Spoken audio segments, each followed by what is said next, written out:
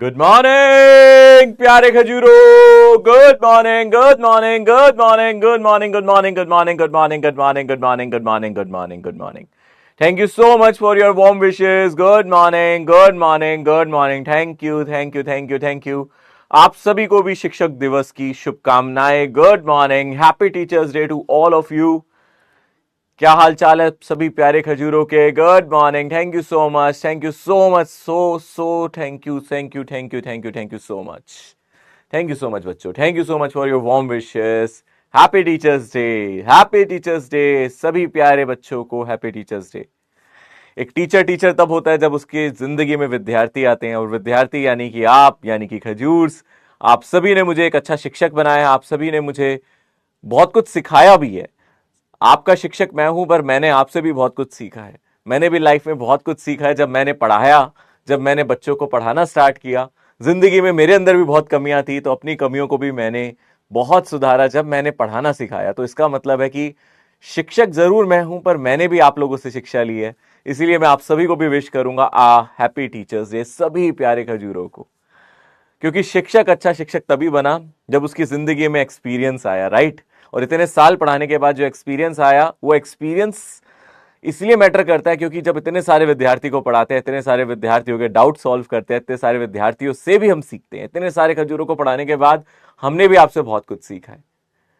A very very a very very warm welcome सभी प्यारे खजूरों को। आज हम लोग शुरू करेंगे नया लेक्चर, लेक्चर नंबर 5। मैं हूं आपका टीचर, आपका दोस्त, आपके फिजिक्स टीट का Humsafar Jagjot sir. And thank you so much for your warm wishes. आप मेरे अलावा भी आज आपके पास एक मौका है। आप सभी की जिंदगी में कोई ना कोई ऐसा शिक्षक जरूर रहा होगा जो आपको बहुत ज्यादा प्यारा लगा होगा। हाँ, मैं तो बहुत प्यारा लगा ही हूं। आप अभी उस शिक्षक को डेडिकेट कर सकते हैं, यहां पे अपना शिक्षक का नाम लिख सकते हैं। डेफिनेटली मैं चाहूंगा आप उसका नाम लिखो, चाहे वो जरूरी नहीं है पीडब्ल्यू में हो, चाहे वो आपके स्कूल का टीचर हो, चाहे वो फिजिकल एजुकेशन का ही टीचर क्यों ना हो, चाहे इंग्लिश का टीचर क्यों ना हो, चाहे एसएसटी पढ़ाया हो उसने, चाहे हिंदी पढ़ाया हो, चाहे बचपन में पढ़ाया हो, चाहे आपको छोटी क्लास का याद हो, उसका नाम लिखो यहाँ पे। यही सही मौका है उसको याद करने का। जरूर रहा होगा ऐसा कोई टीचर, कोई फर्क नहीं पड़ता, कोई आपको जज थोड़े ना कर रहा है। नहीं जानता कोई उनको, पर आज जान जाएंगे। आप उन सबका नाम यहाँ पे लिख सकते हो। Yes definitely. देखा, पेरेंट्स तो है, पेरेंट्स तो है, पेरेंट्स का तो अलग ही रोल है भाई। मैं जस्ट टीचर की बात कर रहा हूँ जिन्होंने स्कूल में आपको कभी पढ़ाया हो, ट्यूशन में कभी पढ़ाया हो, जिंदगी के लाइफ लेसन्स कभी दिए हो सकता है आपका बड़ा भाई हो, आपकी छोटी बहन हो, कोई भी हो सकता है। ओके, अच्छा लगा ना उनका नाम लिखना है यहाँ पे। तो आज, क्योंकि देखो कई बार ऐसा होता है जब हम बहुत ज्यादा अटैच होते हैं अपने टीचर से, ऐसा फील होता है, मुझे भी फील होता है। मैंने अपनी जिंदगी में ऐसे बहुत सारे, मतलब मैं बहुत सारे टीचर से ऐसे पढ़ा हूं। और जब मैं पढ़ता था तब ऐसा लगता था उनके लिए कुछ करूं, बट ऐसा लगता था मैं कर ही क्या सकता हूं। है ना, हमको लगता है ना। तो यही मौका है, ठीक है। आप एक उनका जस्ट यहाँ नाम लिखोगे, एटलीस्ट आप उनको याद रख पाओगे, ठीक है। Okay, yes definitely. Jagjot sir तो है ही यहाँ पे उनका तो जरूरत ही नहीं है, उनका तो नाम लिखा ही हुआ है। Yes, yes definitely. Thank you so much for your wishes. जब आपने नाम लिखा आपको खुशी हुई या नहीं हुई, महसूस हुआ ना, वो फील आया ना, वो किक महसूस हुई, अरे यार आज मैंने उनका नाम लिख दिया फाइनली, है ना। काश मैं उनको ये नाम दिखा दूं, है ना, मजा आएगा, राइट। चलो बहुत बढ़िया, दिखाना उनको, स्क्रीनशॉट लेके देना उनको, दिखाना कि देखो मैंने आपका नाम लिया था, राइट। ओके जी, चलो जी, बहुत बढ़िया। यस, अलग सर तो सभी के फेवरेट है भाई, अलग सर का ही कंट्रीब्यूशन है। देखो अलग सर का जो रोल है वो अलग है, चाहे भले ही आप उनसे डायरेक्टली ना पढ़े हो, बट उनका एक बहुत बड़ा रोल है भाई। ऑब्वियस सी बात है, आज पीडब्ल्यू जो स्टैंड करता है वो उन्हीं की वजह से स्टैंड करता है। हम सारे टीचर्स को जो ये अपॉर्चुनिटी मिली है, देखो अलग सर अगर ये पीडब्ल्यू नहीं बनाते तो भी हम लोग पढ़ा तो रही होते, पर उनके इस पीडब्ल्यू के फाउंडेशन के बाद हम लोग एक साथ इतने सारे बच्चों को पढ़ा पा रहे हैं। ये हमारी बेसिकली खुशनसीबी है कि हम लोग इतने सारे स्टूडेंट्स को एक साथ कैटर कर पाते हैं। ये उन्हीं का विजन था, कोई मामूली विजन तो नहीं था। इससे पहले तो किसी ने सोचा नहीं था इसके बारे में कि शिक्षा को इतना कम दाम में देके भी हम लोग इतने सारे बच्चों को पढ़ा सकते हैं, और इतने सारे बच्चों को कैटर कर सकते हैं, और कितने सारे बच्चों की प्रॉब्लम्स को रिजॉल्व कर सकते हैं, कितने बच्चों को फ्री में भी कोर्सेज मिलते हैं। तो मुझे लगता है वो हैट्स ऑफ टू हिम। तो उनका तो योगदान है ही भाई। देखो इस चीज के लिए मैं बिल्कुल डिनाई नहीं करूंगा, उनका योगदान सबसे ऊपर है। तो पीडब्ल्यू में सबसे बड़ा ऑब्वियसली जो योगदान है उन्हीं का है, उन्होंने ही फाउंड किया है, ये पूरी नींव उन्होंने रखी है। बट मैं तो जस्ट आप लोगों को यही बोलूंगा, आपके पास बहुत ज्यादा प्यार मोहब्बत है जो आप अपने टीचर्स को देना चाहते हो, तो आप चैट में भी दे सकते हो, उसके बाद सेशन स्टार्ट हो जाएगा। किसी के दिल में ना रह जाए हाय यार मैं अपने उस टीचर का नाम लिख देता, है ना। उस समय तो उसको बोल नहीं पाया, होता है ना कई बार, उस समय तो मैम को बोल नहीं पाया, उस टाइम तो उस टीचर को बोल नहीं पाया, सर को बता नहीं पाया, आज लिख देते हैं। ठीक है, ओके, सही है, चलो जी, okay, very good very good. सबके टीचर, सबके फेवरेट टीचर जरूर रहे हैं, है ना। डीवी ब्रो को कॉल करें। डीवी ब्रो उठाएंगे नहीं, उनकी क्लास चल रही होगी भाई कहीं और, वो उठाएंगे नहीं, कॉल तो मैं कर दूंगा, वो उठाएंगे नहीं। क्लास के बीच में नहीं उनको तंग करेंगे भाई, क्लास के बीच में नहीं तंग करेंगे, यहां पे एक आधा कॉल कर लेंगे हम लोग। यहां पे आज हम लोग कॉल देखते हैं, अगर वीडियो कॉल होता है, तैयार रहो भाई। हम लोग कोशिश करते हैं कि आप में से किसी को तो वीडियो कॉल को कर सकें, किसी को तो करे। भैया किसको करूं कॉल, आप बताओ, आपका नाम नजर आ रहा है आपको यहाँ पे, आपको आपका नाम नजर आ रहा है, वीडियो कॉल हो जाएगा ना यहाँ से भाई, है ना, वीडियो कॉल हो जाएगा ना, कोई दिक्कत थोड़ी ना, कॉल हो जाएगा ना वीडियो कॉल। ठीक है, किसको करे भाई डीवी कॉल, अबे कोई टीचर उठाएगा नहीं, देखो टीचर को करने का फायदा नहीं ना, सबकी क्लासेस होती है ना भाई, मुझे कोई करेगा मैं भी तो नहीं उठा पाऊंगा, मैं आपकी क्लास थोड़ा छोड़ूंगा। ओके, मुझे सर किसका करे भाई, चलो यहां करके देखते हैं, उठा लोगे, देखते हैं कौन अवेलेबल है, जिसका मैं रैंडम कॉल कर रहा हूं, मुझे नहीं पता किसको लग रहा है।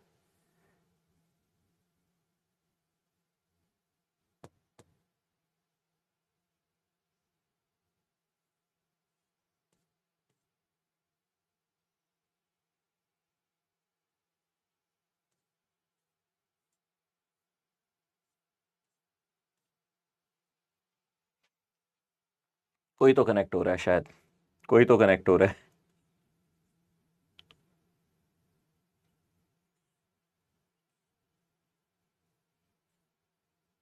अपेक्षा, देखे जरा, कोई तो उठाएगा फोन।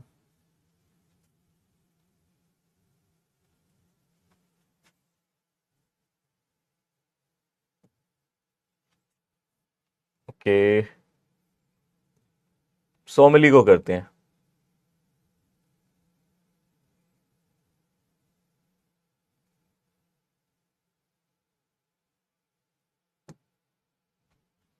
आपको कॉल लग रहा है, आपको कॉल कनेक्ट हो रहा है।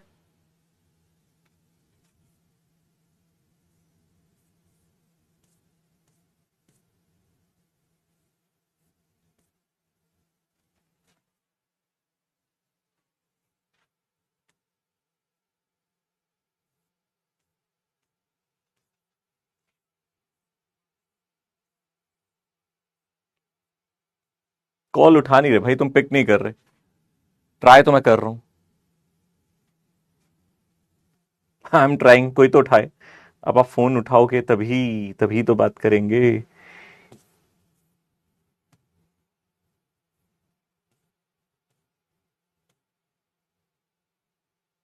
सोमली को लगा है, बेटा कॉल जा रहा है, यहां से कॉल कनेक्ट नहीं कर रहा है।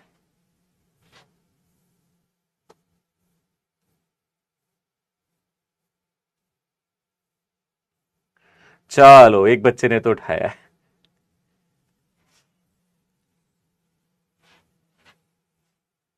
आपकी वॉइस नहीं आ रही, एक सेकंड, यहां से वॉइस नहीं, यहां से वॉइस ओपन नहीं है क्या, वॉइस ओपन नहीं है क्या, यहां से वॉइस ओपन करना है एक बार, एक सेकंड बेटा, एक सेकंड एक सेकंड, वॉइस ओपन नहीं है।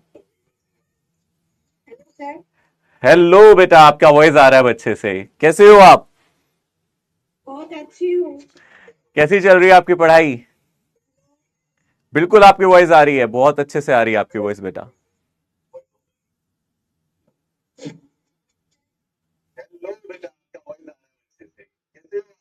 बहुत अच्छी हूँ सर। डबल मल्टीपल वॉइस आ रही है, यहां से मल्टीपल वॉइस आ रही है, एक बार में नहीं आ रही, वहां से भी आ रही है, यहां से भी आ रही है। Thank you thank you thank you so much, thank you so much, thank you so much, thank you so much बेटा। और मल्टीपल वॉइस। देवांगन से हूँ, मेरे हिंदी थोड़ा थोड़ा नाइस नाइस नाइस नाइस, एक बच्चा और कनेक्ट हुआ है। हेलो बेटा, Thank you so much. Thank you so much. Thank you so much, thank you. Hello बेटा, कैसे हो आप? मैं बंगाल से हूँ, मेरी हिंदी थोड़ा थोड़ा आता है। हिंदी थोड़ी थोड़ी आती है, मुझे तो बंगाली आती है थोड़ी थोड़ी, मैं आपसे बात करूंगा। ठीक है, नाइस बेटा, थैंक यू बेटा, thank you so much, thank you so much. थोड़ा थोड़ा बात करते हैं सबसे, है ना, सबको मौका देते हैं थोड़ा थोड़ा चैट करने का, और उसके बाद फिर हम आगे बढ़ेंगे। ठीक है, ओके, ओके बेटा। और कोई है कनेक्ट करने के लिए? दो तीन जनों को कर लेते हैं, उसके बाद लेक्चर स्टार्ट करते हैं, ठीक है।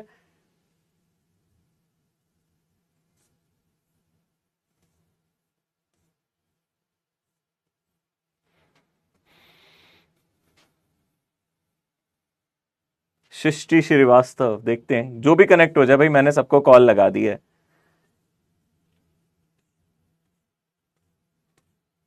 जो भी मुझे देखो यहां पे नजर आ रहा है स्क्रीन पे, मैं तो कॉल लगा रहा हूं।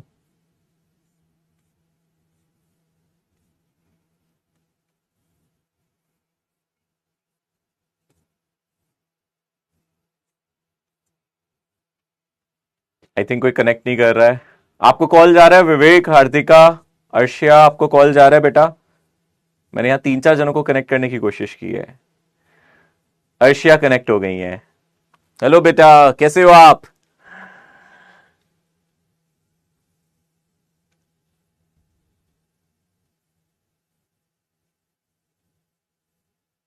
आप म्यूट हो क्या? हार्दिका भी कनेक्ट हो गई हैं। वॉइस आ रहा है आपको? फिर से वॉइस बंद हो गया है यहां से, वॉइस बंद की है। Happy teachers day sir. Thank you so much बेटा, थैंक यू सो मच। आपको वॉइस आ रहा है मेरा? जी sir. Okay, thank you so much, thank you so much. देखो आप इतने आंसर्स करते हो, आज आपको कॉल लगी गया फाइनली, है ना। सही चल रही है पढ़ाई, अच्छे से पढ़ रहे हो? अर्शिया आपको वॉइस आ रही है? जी सर, आ रही है। ओके, हार्दिका आपकी वॉइस नहीं आ रही है बेटा।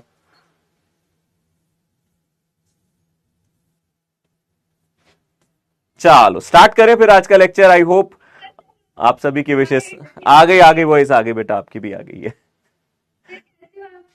मैं बढ़िया बच्चे, हैप्पी टीचर्स डे आपको भी। थैंक यू सर, बहुत अच्छे से समझ आ रही है फिजिक्स में सर, मजा आ रहा है बहुत ज्यादा पढ़ने में।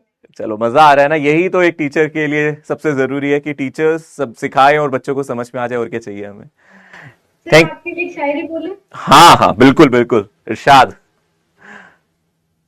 ज्ञान तो बहुत है आपके पास, शायद ज्ञान की तिजोरी है। ज्ञान तो बहुत है आपके पास, शायद ज्ञान की तिजोरी है। गुस्से में भी मुस्कुरा देते हो, शायद यही आपकी कमजोरी thank you so much, thank you so much.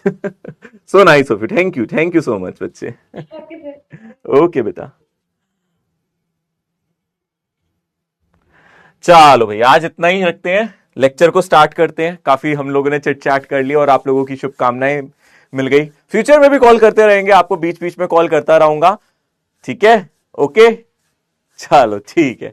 इसको थोड़ा सा हाइड कर देना, वॉइस को बंद कर देना, ठीक है। अब लेक्चर स्टार्ट होने वाला है। ओके, फिर करेंगे, कॉल करेंगे। अगर सभी को कॉल करेंगे तो आज लेक्चर नहीं स्टार्ट हो पाएगा ना। अच्छा, मैं गुस्से में भी मुस्कुरा उठता हूं, ऐसा है क्या? ठीक है यार, हंसना चाहिए, लाइफ में हंसते रहना चाहिए, कभी भी आए कैसी भी सिचुएशन आए मुस्कुराते रहो। ओके, देखो शिक्षक का जो रोल है आपकी जिंदगी में सबसे इंपॉर्टेंट इसलिए है क्योंकि मतलब मैंने अपनी जिंदगी में सिर्फ दो इंसान ऐसे देखे हैं, एक अपने पेरेंट्स जो अपने आप से आगे जाते हुए देख के खुश होते हैं, वरना इस दुनिया में कोई किसी को आगे बढ़ा के खुश नहीं है। आपके पेरेंट्स, इन्होंने जो जिंदगी में हासिल किया है वो चाहते हैं आप उससे दुगना हासिल करो, दुगना तिगना 10 गुना हासिल करो, वो आपको आगे बढ़ते देखता खुश होते हैं। और वैसे ही शिक्षक भी है। शिक्षक अपनी जिंदगी के खट्टे मीठे पल, जो भी उसने बुरे एक्सपीरियंस अच्छे एक्सपीरियंस जिए होते हैं, उन सभी एक्सपीरियंस को समेट के एक पोटली में डाल के आपको दे देता है। और वो चाहता है कि आप अच्छे एक्सपीरियंस को अच्छे से जिए और बुरे एक्सपीरियंस आपकी जिंदगी में ना आए। वो चाहता है कि आप उतना स्ट्रगल ना करें जितना स्ट्रगल उन्होंने जिंदगी में किया है। वो चाहते हैं आपके लिए जिंदगी आसान बन जाए, इसीलिए वो अपने लाइफ के सारे एक्सपीरियंस आपके साथ शेयर करता है। ये एक शिक्षक का रोल होता है। तो शिक्षक सबसे ज्यादा खुश होता है जब उसके विद्यार्थी उससे आगे पहुंचते हैं। मुझे बहुत खुशी होगी जब जिंदगी में आप ऊंचाइयां हासिल करेंगे, आप एक अच्छा मुकाम हासिल करेंगे, आप मुझसे भी ज्यादा कामयाब होंगे। तब मैं सबसे ज्यादा खुश होऊंगा। और ऐसा ही हमारे पेरेंट्स के दिन में होता है। तो बस यही है, एक पेरेंट्स और शिक्षक दोनों एक समान ही है, इसलिए शिक्षक का जो महत्व है आपकी जिंदगी में बहुत ज्यादा है, क्योंकि वो दिल से चाहता है कि मेरा विद्यार्थी, वो दिल से चाहता है जिसको मैं पढ़ाता हूं, मैं दिल से चाहता हूं मेरे खजूर आगे बढ़े, जिंदगी में बहुत कुछ हासिल करे। ओके, ठीक है, चलो, ओके। आई होप सभी ने अच्छे से एंजॉय किया ये वाला थोड़ा सा सेशन हमारा। अब हम लोग उस सेशन की बात करें जिसके लिए मैं आपको सामने यहां मौजूद हूं, यानी कि ग्रेविटेशन का लेक्चर नंबर 5 आज यहां पे शुरू किया जाएगा। ठीक है, चले स्टार्ट करें। ओके, चलो, नाइस। भाई हम लोगों ने लास्ट क्लास में क्या क्या डिस्कस किया था, एक बार बात करते हैं। हम लोग लास्ट क्लास में पोटेंशियल एनर्जी के बारे में पढ़ा था, हम लोगों ने पढ़ा था ना, हमने पढ़ा था पोटेंशियल एनर्जी क्या होता है, उसके बारे में हम लोगों ने चर्चा की थी, रिमेंबर? ठीक है, हमने देखा था कि पोटेंशियल एनर्जी का फॉर्मूला टू बॉडी सिस्टम के लिए क्या है, याद करो, फटाफट बताओ। चलो, अच्छे शिक्षक के लिए अच्छे विद्यार्थी जरूरी है ना, और अच्छे विद्यार्थी आपस में चिट चैट थोड़ी ना करेंगे, अच्छे खजूर आपस में चिट चैट थोड़ा करेंगे। यहां पर फटाफट फॉर्मूला बताएंगे मुझे, क्या पोटेंशियल एनर्जी का फॉर्मूला हम लोगों ने पढ़ा था, -GM1M2 और डिवाइडेड बाई आर। और लास्ट टॉपिक जो हम लोगों ने यहां पे डिस्कस किया था वो था यहां पे एस्केप वेलोसिटी, याद है? मैंने आपको एस्केप वेलोसिटी भी बताया था, मिनिमम वेलोसिटी, याद है? मिनिमम वेलोसिटी अर्थ के एटमॉस्फेयर, अर्थ के ग्रेविटेशन पुल को एस्केप करने के लिए, या फिर किसी भी प्लेनेट से एस्केप करने के लिए जो मिनिमम वेलोसिटी चाहिए वो एस्केप वेलोसिटी है। यानी कि हम लोग इसको एस्केप कराना चाहते हैं तो जो मिनिमम वेलोसिटी चाहिए हम उसको एस्केप वेलोसिटी कहते हैं। अगर आप एस्केप वेलोसिटी की बात करोगे तो हम लोगों ने देखा था √2gr, आप देख सकते हो, ठीक है ना, √2gr इसकी वैल्यू होती थी, अगर आप ध्यान से देखोगे। और अगर हम इसकी वैल्यू देखेंगे अप्रोक्सीमेटली 11.2 किलोमीटर पर सेकेंड के आसपास आती थी, अप्रोक्सीमेटली 11.2 किलोमीटर पर सेकेंड के आसपास आती थी। सही है, ठीक है ना, ये पोटेंशियल एनर्जी हो गया। यहां पे आर स्क्वायर मत लगाना, यहां पे आर स्क्वायर मत लगाना, याद रखना। किसी प्लैनेट के लिए अगर आप एस्केप वेलोसिटी की बात करते थे फॉर अ प्लैनेट, किसी प्लैनेट की सरफेस से, तो आप यहां पे लिखते थे √2 times g, mass of planet divided by radius of planet, या फिर ऐसे लिखते थे 2 टाइम्स जो भी acceleration due to gravity planet पे है और इनटू रेडियस ऑफ प्लैनेट। इस तरीके से आप लिखते थे। ये हम लोगों ने डिस्कस किया था लास्ट क्लास में, याद आ गया? ठीक है ना, रिकैप दिया जस्ट आप लोगों को, इन फॉर्मुलास का एप्लीकेशन हम लोगों ने डिस्कस किया था। ठीक है, इसी टॉपिक को आगे बढ़ाते हैं। आज एस्केप वेलोसिटी, ऑर्बिटल वेलोसिटी और कुछ जेई के क्वेश्चंस में आज कराने के मोड में हूं। और देखो, टीचर्स डे का तोहफा पीडब्ल्यू ने भी हमें दिया है, मुझे आज सुबह सुबह ये आया, शेयर कर देना बच्चों के साथ। If someone wants to purchase module और उसको लगे कि आज उसको भाई मॉड्यूल लेने हैं तो ये सही टाइम है, क्योंकि टीचर्स डे के लिए उन्होंने 10% डिस्काउंट दिया है। YN10 इस कोड को यूज करो और आपको डिस्काउंट मिल जाएगा 10%। ये प्राइस ड्रॉप 4 से 7 अगस्त तक के लिए है। So yes, happy teachers day का मुझे लगता है पीडब्ल्यू की तरफ से भी तोहफा है बच्चों को, टीचर्स की तरफ से कह लो या फिर पीडब्ल्यू की तरफ से ये तोहफा है, तो आप इसको भी देख लेना। ओके, चलो जी, ये तो भैया टीचर्स डे पे बनता ही है, राइट? आते हैं सीधा क्वेश्चंस पे। The escape velocity from the surface of two planets of masses is in the ratio इतना, then the ratio of their density. चलो इस क्वेश्चन को कैसे ट्राई करोगे मेरे को बताओ। एस्केप वेलोसिटी की अगर हम बात करें from the surface of two planets of same masses is in the ratio of 1:√2, then the ratio of their densities is. कैसे करोगे इस क्वेश्चन को अप्रोच? चलो, ये मैंने घर पे दिया था करने के लिए, होमवर्क में दिया था ये सवाल, ट्राई किया था तुम लोगों ने, होमवर्क में दिया था ये सवाल, ट्राई किया था आप लोगों ने। एस्केप वेलोसिटी सेम मासेस है, तो यहां पे आप सबसे पहले समझो डेंसिटी निकालना है हम लोगों को, डेंसिटी का रेशियो निकालना है। तो सबसे पहले आपको एस्केप वेलोसिटी का फॉर्मूला रेडियस की टर्म में, मासेस की टर्म में पता है। आप सिंपली कह सकते हो कि v1/v2, v जो एस्केप वेलोसिटी है इसका फॉर्मूला हम सर ये यूज कर लें, gm डिवाइडेड बाई r, ये सही रहेगा। यहां से रेडियस का रेशियो निकाल लो, डेंसिटी का रेशियो निकल जाएगा। जो मासेस हैं दोनों प्लेनेट के वो बराबर दिए गए हैं बेटा, तो अगर आप v1/v2 लिखोगे तो क्या आ जाएगा, √r2/r1। ऐसे क्यों? ऐसा क्यों? क्योंकि v inversely proportional to r है अगर मास कांस्टेंट होता है। तो सीधी सी बात है, यहां पे जो रेशियो दिया है वो 1:2 दे रखा है एस्केप वेलोसिटी का, यानी कि अगर आप v1/v2 की बात करोगे तो यहां पे ये जो रेशियो दे रखा है हम लोगों को, वो रेशियो कितना दे रखा है, 1/√2, और ये किसके बराबर आ गया, √r2/r1 के बराबर आ गया। यानी कि यहां पे r2/r1, अगर आप ध्यान से देखो r2/r1 का जो वैल्यू हो गया वो 1/2 हो गया। कितना वैल्यू हो गया R2 बाई R1 का 1/2। ये वैल्यू हमें R2 बाई R1 की मिल गई क्योंकि V1 बाई V2 1/√2 था, ये रूट R2 बाई R1 क्योंकि V इनवर्सली प्रोपोर्शनल है R के। अगर यहां V1 है तो यहां R1 है, यहां V2 है तो यहां R2 है। ठीक है, अब उसके बाद आप मुझे बताओ डेंसिटी। डेंसिटी क्या होता है? डेंसिटी होता है मास डिवाइडेड बाय वॉल्यूम, यही होता है। यानी कि मास डिवाइडेड बाय वॉल्यूम कितना हो जाएगा? 4/3 पाई R क्यूब, यही फॉर्मूला होगा। अगर आपको डेंसिटी का रेशियो चाहिए ρ1 बाय ρ2, तो देखो मास तो कांस्टेंट है, 4/3 पाई भी कांस्टेंट है, मास तो कांस्टेंट है, 4/3 पाई कांस्टेंट है, तो डेंसिटी अगर आप ध्यान से देखोगे inversely proportional to R cube दिख रही है आपको। यानी कि डेंसिटी का रेशियो आएगा R2 बाई R1 और इसका क्यूब। और आपको पता है R2 बाई R1 कितना है? R2 बाई R1 कितना है बोलो? R2 बाई R1 कितना है बोलो? 1/2 और इसका क्यूब कर दोगे तो 1/8 आ जाएगा। तो आंसर आ जाएगा 1/8। ये आंसर आया आपका, चेक करो। आसान सवाल था। हाँ, बस बिल्कुल डायरेक्ट नहीं है, स्ट्रेट फॉरवर्ड नहीं है कि एक चीज डालिए आ गया। थोड़ा सा ध्यान से रेशियो वगैरह लोगे हो जाएगा। क्लियर? ठीक है, समझ में आ गया अच्छी तरीके से? क्लियर हो गया? डन? ठीक है ना?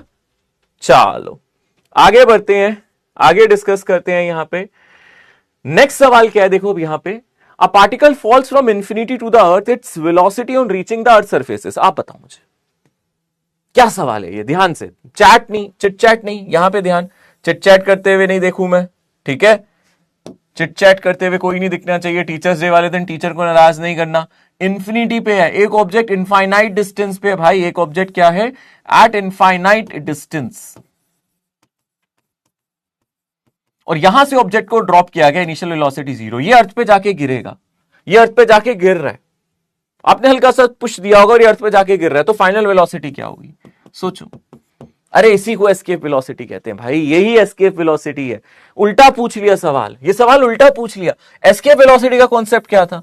कि आप यहां से मिनिमम वेलोसिटी कितनी दोगे कि यहां जाके रुक जाए। यही तो था ना, कि फाइनली जाके रुक जाता था। ऐसे ही होता था ना, आप यहां पे इनिशियल वेलोसिटी देते थे और फाइनली जाके रुक जाता था। कहां जाके रुकता था? इनफाइनाइट डिस्टेंस पे रुक जाता था, स्पेस में चला जाता था। अब सवाल उल्टा है। अब आप ऑब्जेक्ट को फेंक रहे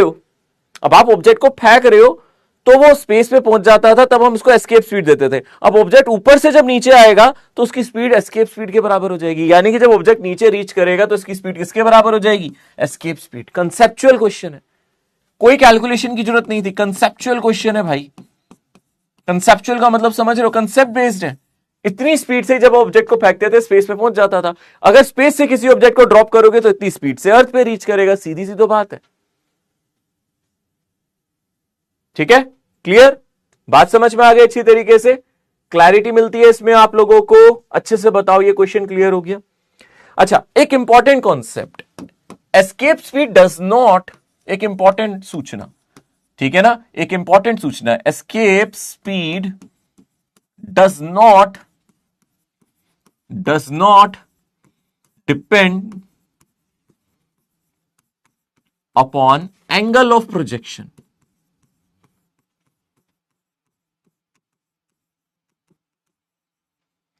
escape speed does not depends upon angle of projection. ये एंगल ऑफ प्रोजेक्शन पे डिपेंड नहीं करती। कहने का क्या मतलब है भाई? कहने का क्या मतलब है भाई? आप अर्थ की सरफेस से ऑब्जेक्ट को प्रोजेक्ट कर रहे हो, बताओ, अर्थ की सरफेस से ऑब्जेक्ट को प्रोजेक्ट कर रहे हो। अब आपके दिमाग में यह सवाल आ सकता है कि सर हम इसको परपेंडिकुलरली प्रोजेक्ट कर रहे हैं या किसी एंगल पे कर रहे हैं? हम इसको परपेंडिकुलरली कर रहे हैं या किसी एंगल थीटा पे कर रहे हैं? एस्केप स्पीड को इससे फर्क नहीं पड़ता, क्योंकि अल्टीमेटली आपको कितने डिस्टेंस तक जाना है? इंफिनिटी तक। चाहे यहां से देख लो चाहे यहां से देख लो, उसको अल्टीमेटली कहां तक जाना है? इनफाइनाइट डिस्टेंस तक जाना है। तो आप किसी एंगल पे फेंको या परपेंडिकुलरली फेंको, एस्केप स्पीड को फर्क नहीं पड़ता। फर्क कब पड़ता है? अगर आप फाइनाइट डिस्टेंस तक जाते, अगर आप फाइनाइट हाइट तक जाते तो फर्क पड़ता कि आप किस एंगल पे फेंक रहे हो। बट आपको कहां जाना है? इनफाइनाइट हाइट तक। कहां तक जाना है आपको? इन्फिनिटी तक जाना है। यानी कि एस्केप स्पीड अगर आप यहां से फेंकोगे तो भी VES है, यहां से फेंकोगे तो भी VES है। एस्केप स्पीड VE या VES आप लिख सकते हो। यानी कि आप किसी भी एंगल पे फेंको, एस्केप स्पीड 11.2 किलोमीटर पर सेकंड रहेगी अर्थ के लिए, और हर प्लेनेट के लिए उसकी वैल्यू अलग अलग होगी। पर यहां पे वो एंगल ऑफ प्रोजेक्शन पे डिपेंड नहीं करेगी। Does not depend upon angle of projection. याद रखोगे, अगर मैं बोलता इसको 100 मीटर तक फेंकना है, तो फर्क पड़ता आप एंगल पे फेंक रहे हो या सीधे फेंक रहे हो। पर अगर आप इसको इनफाइनाइट हाइट तक फेंक रहे हो, अगर आप इनफाइनाइट हाइट तक फेंक रहे हो तो फर्क नहीं पड़ेगा। ठीक है, नेक्स्ट सवाल देखो ध्यान से, यहां पे क्या बोल रहा है।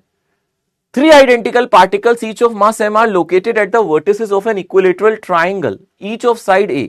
Now the escape speed of one of the particle. अब सवाल को ध्यान से समझते हैं, ध्यान दो यहां पे, बिल्कुल चैट से ध्यान हटाओ। अब सवाल को बहुत ध्यान से समझना। यहां पे सवाल में क्या कह रहे, यहां पे सवाल में अर्थ से या किसी प्लेनेट से ऑब्जेक्ट को नहीं फेंकना, अर्थ से या किसी प्लेनेट से नहीं फेंकना। अभी तक हम क्या कर रहे थे, हम कहते थे ये अर्थ है, ऑब्जेक्ट यहां अर्थ के ग्रेविटेशनल पोटेंशियल में पड़ा है, उसकी ग्रेविटेशनल फील्ड में पड़ा है, इससे एस्केप कराना चाहते थे। ऐसे ही तो करते थे। क्या डेरिवेशन थी सर, उसको उतनी काइनेटिक एनर्जी दो जितनी अर्थ की पोटेंशियल एनर्जी है। देखा जाए हम ये कर रहे थे, देखो ना हमने डेरिवेशन कैसे किया था, हमने कहा था यहां पे इनिशियली पोटेंशियल एनर्जी कितनी है बोलो, -gm_me डिवाइडेड बाय re, ऐसे ही किया था। और हमने इसको काइनेटिक एनर्जी कितनी दी थी, 12mve²। यही किया था या नहीं किया था। फाइनली तो इसकी पोटेंशियल एनर्जी जीरो हो जाती है, फाइनली तो इसकी काइनेटिक एनर्जी जीरो हो जाती है। ऐसे ही डेरिवेशन किया था। यानी कि इन शॉर्ट, जब ऑब्जेक्ट अर्थ की सरफेस पे पड़ा था इसकी एनर्जी नेगेटिव थी। जब ऑब्जेक्ट अर्थ की सरफेस पे पड़ा था उसकी एनर्जी कैसी थी बोलो, नेगेटिव। क्यों नेगेटिव थी, क्योंकि अट्रैक्टिव फोर्स है। अट्रैक्टिव फोर्स से पोटेंशियल एनर्जी कैसी आती है, नेगेटिव आती है। तो जब ऑब्जेक्ट अर्थ की सरफेस पे पड़ा था तो उसके पास जो एनर्जी थी नेगेटिव थी। कितनी थी, इतनी थी। आपने उतनी ही पॉजिटिव एनर्जी देनी है, तब जाके वो एस्केप होगा। मान लो इसके पास -100 जूल एनर्जी है, आप इसको 100 जूल दे दो, इसकी एनर्जी जीरो हो जाएगी, वो एस्केप कर जाएगा। मान लो सर उसके पास -20,000 जूल एनर्जी है, तो हमें कितनी एनर्जी देनी पड़ेगी, हमें +20,000 जूल एनर्जी देनी पड़ेगी, तब जाके वो एस्केप हो जाएगा, उसकी एनर्जी जीरो हो जाएगी, मतलब इंफिनिटी पे पहुंच जाएगा, एस्केप कर जाएगा ना बाबा। बात समझ में आ रही है अच्छे से। तो मिनिमम एनर्जी उतनी ही देनी होती है जितनी उसकी पोटेंशियल होती है। अब मेरा सवाल अर्थ वाला तो है नहीं, प्लेनेट वाला तो सवाल है नहीं। जो मेरा सवाल है वहां पे ऑब्जेक्ट इस तरीके से ट्राइंगल में पड़े हुए हैं, 3 मासेस हैं। जो हमारा सवाल है उसमें ये है, हमारा केस अब ये वाला है। अब मुझे इसको अर्थ की फील्ड से एस्केप नहीं कराना, मुझे यहां पे किसी एक मास को 2 मासेस के ग्रेविटेशनल पुल से एस्केप कराना है। ये तीनों मासेस एक दूसरे को अट्रैक्ट कर रहे होंगे ना भैया। न्यूटन बाबा ने बताया था ना कि ग्रेविटेशन फोर्स होता है, ये आपस में अट्रैक्ट कर रहे होंगे। तो मुझे किसी एक को एस्केप कराना है। मान लो मुझे इसको एस्केप कराना है, मुझे इस वाले मास को क्या कराना है, एस्केप कराना है। तो मुझे पता है इसकी इनिशियल पोटेंशियल एनर्जी देखनी चाहिए। मुझे क्या करनी चाहिए, इसकी, सिस्टम की नहीं बाबू, सिस्टम की नहीं, मुझे सिर्फ इसको देखना है। इसको ये कितना अट्रैक्ट कर रहा है, इसको ये कितना अट्रैक्ट कर रहा है, इसको ये भी अट्रैक्ट कर रहा है। आप कह सकते हो सर यहां पे ABC लिख दो। तो हम किसको एस्केप करा रहे हैं, एस्केप किसी एक को करा देते हैं। तो मैं एस्केप किसको करा रहा हूं, एस्केप ऑफ ऑब्जेक्ट C। ठीक है ना, मैं ऑब्जेक्ट C को एस्केप कराने की कोशिश कर रहा हूं, एस्केपिंग ऑब्जेक्ट C। तो ऑब्जेक्ट C को किस किस से भागना है भाई, ऑब्जेक्ट C को कौन कौन प्यार करता है, A भी करता है और B भी करता है। तो ऑब्जेक्ट C को इसके ग्रेविटेशनल पुल से और ऑब्जेक्ट C को B के ग्रेविटेशनल पुल से बाहर निकलना है। तो यहां पे मैं जो पोटेंशियल एनर्जी निकालूंगा, आप ये मत कहना कि सर यहां पे 3 टर्म्स आएंगी, तीनों मतलब आप AB पेयर लो, AC पेयर लो, BC पेयर लो। 3 पेयर नहीं लेने, सिर्फ 2 लेने। C किससे अट्रैक्टेड है, A से, C किससे अट्रैक्टेड है, B से। तो यानी कि मुझे पोटेंशियल एनर्जी ऑफ C निकालनी है due to A, potential energy of C due to B, ये चाहिए।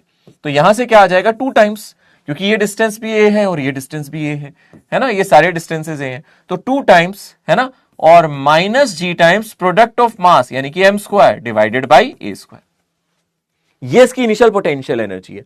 इतनी ही काइनेटिक एनर्जी देनी पड़ेगी, इतनी ही काइनेटिक एनर्जी देनी पड़ेगी। यानी कि जो मुझे काइनेटिक एनर्जी देनी पड़ेगी, और मुझे पता है kinetic energy plus potential energy, ये फाइनली क्या हो जाएगी, 0, क्योंकि फाइनली ये एस्केप कर जाएगा। तो जितनी इसकी पोटेंशियल एनर्जी है उतनी ही पॉजिटिव काइनेटिक एनर्जी देनी पड़ेगी।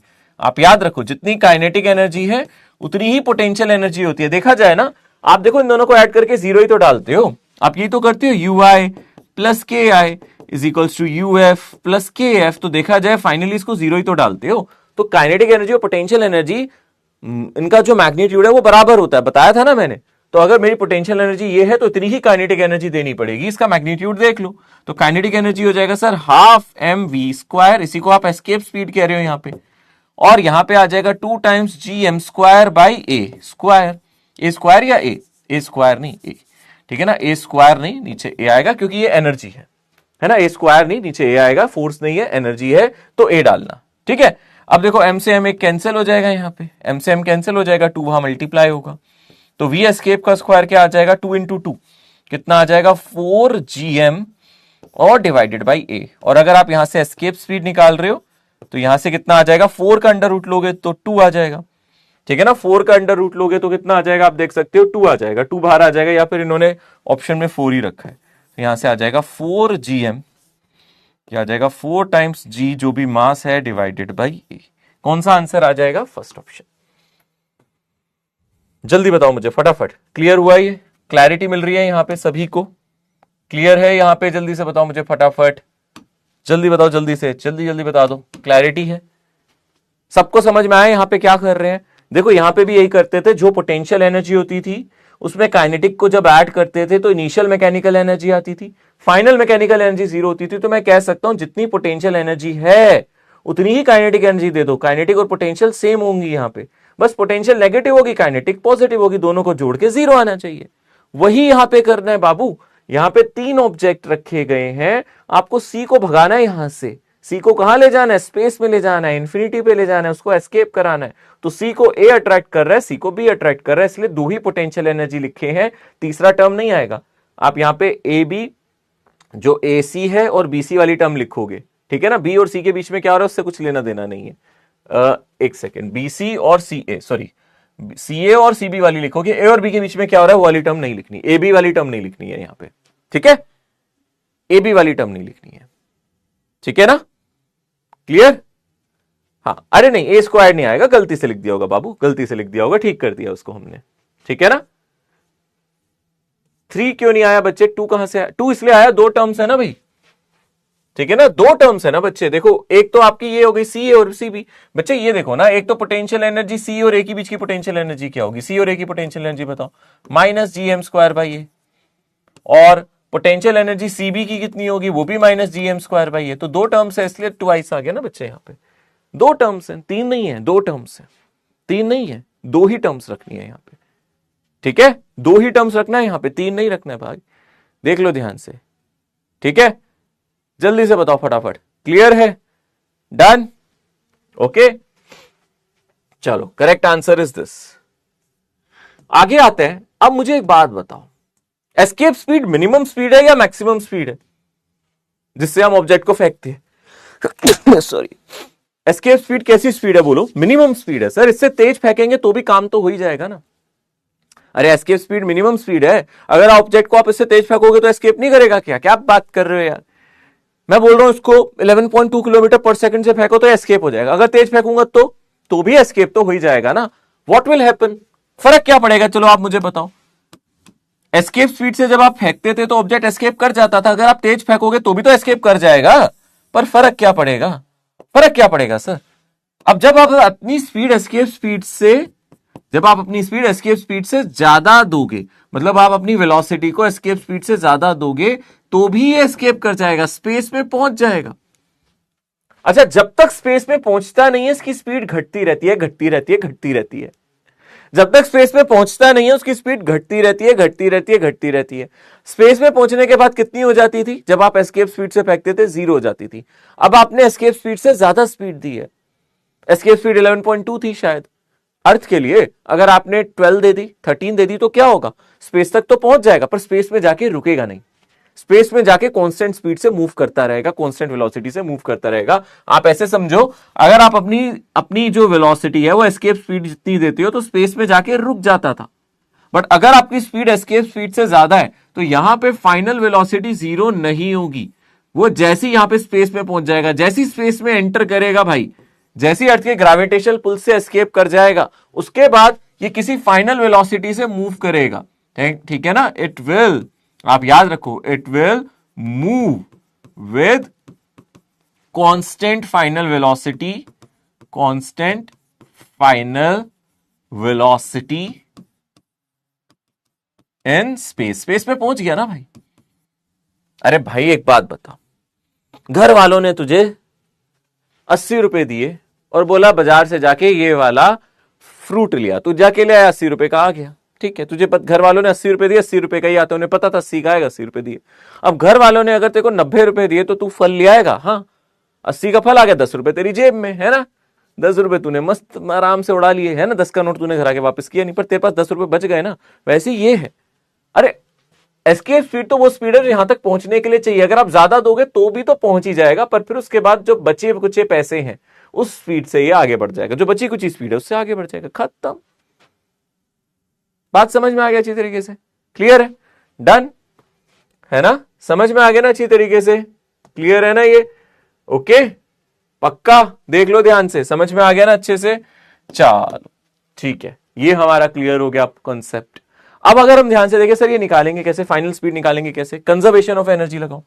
तुम लोग फिर चिट चैट में लग गए हो, मुझे बंद करनी पड़ जाती है चार्ट जब तुम गप्पे मारने लग जाते हो, थोड़ा यहां ध्यान दो बाबा, इंपॉर्टेंट है।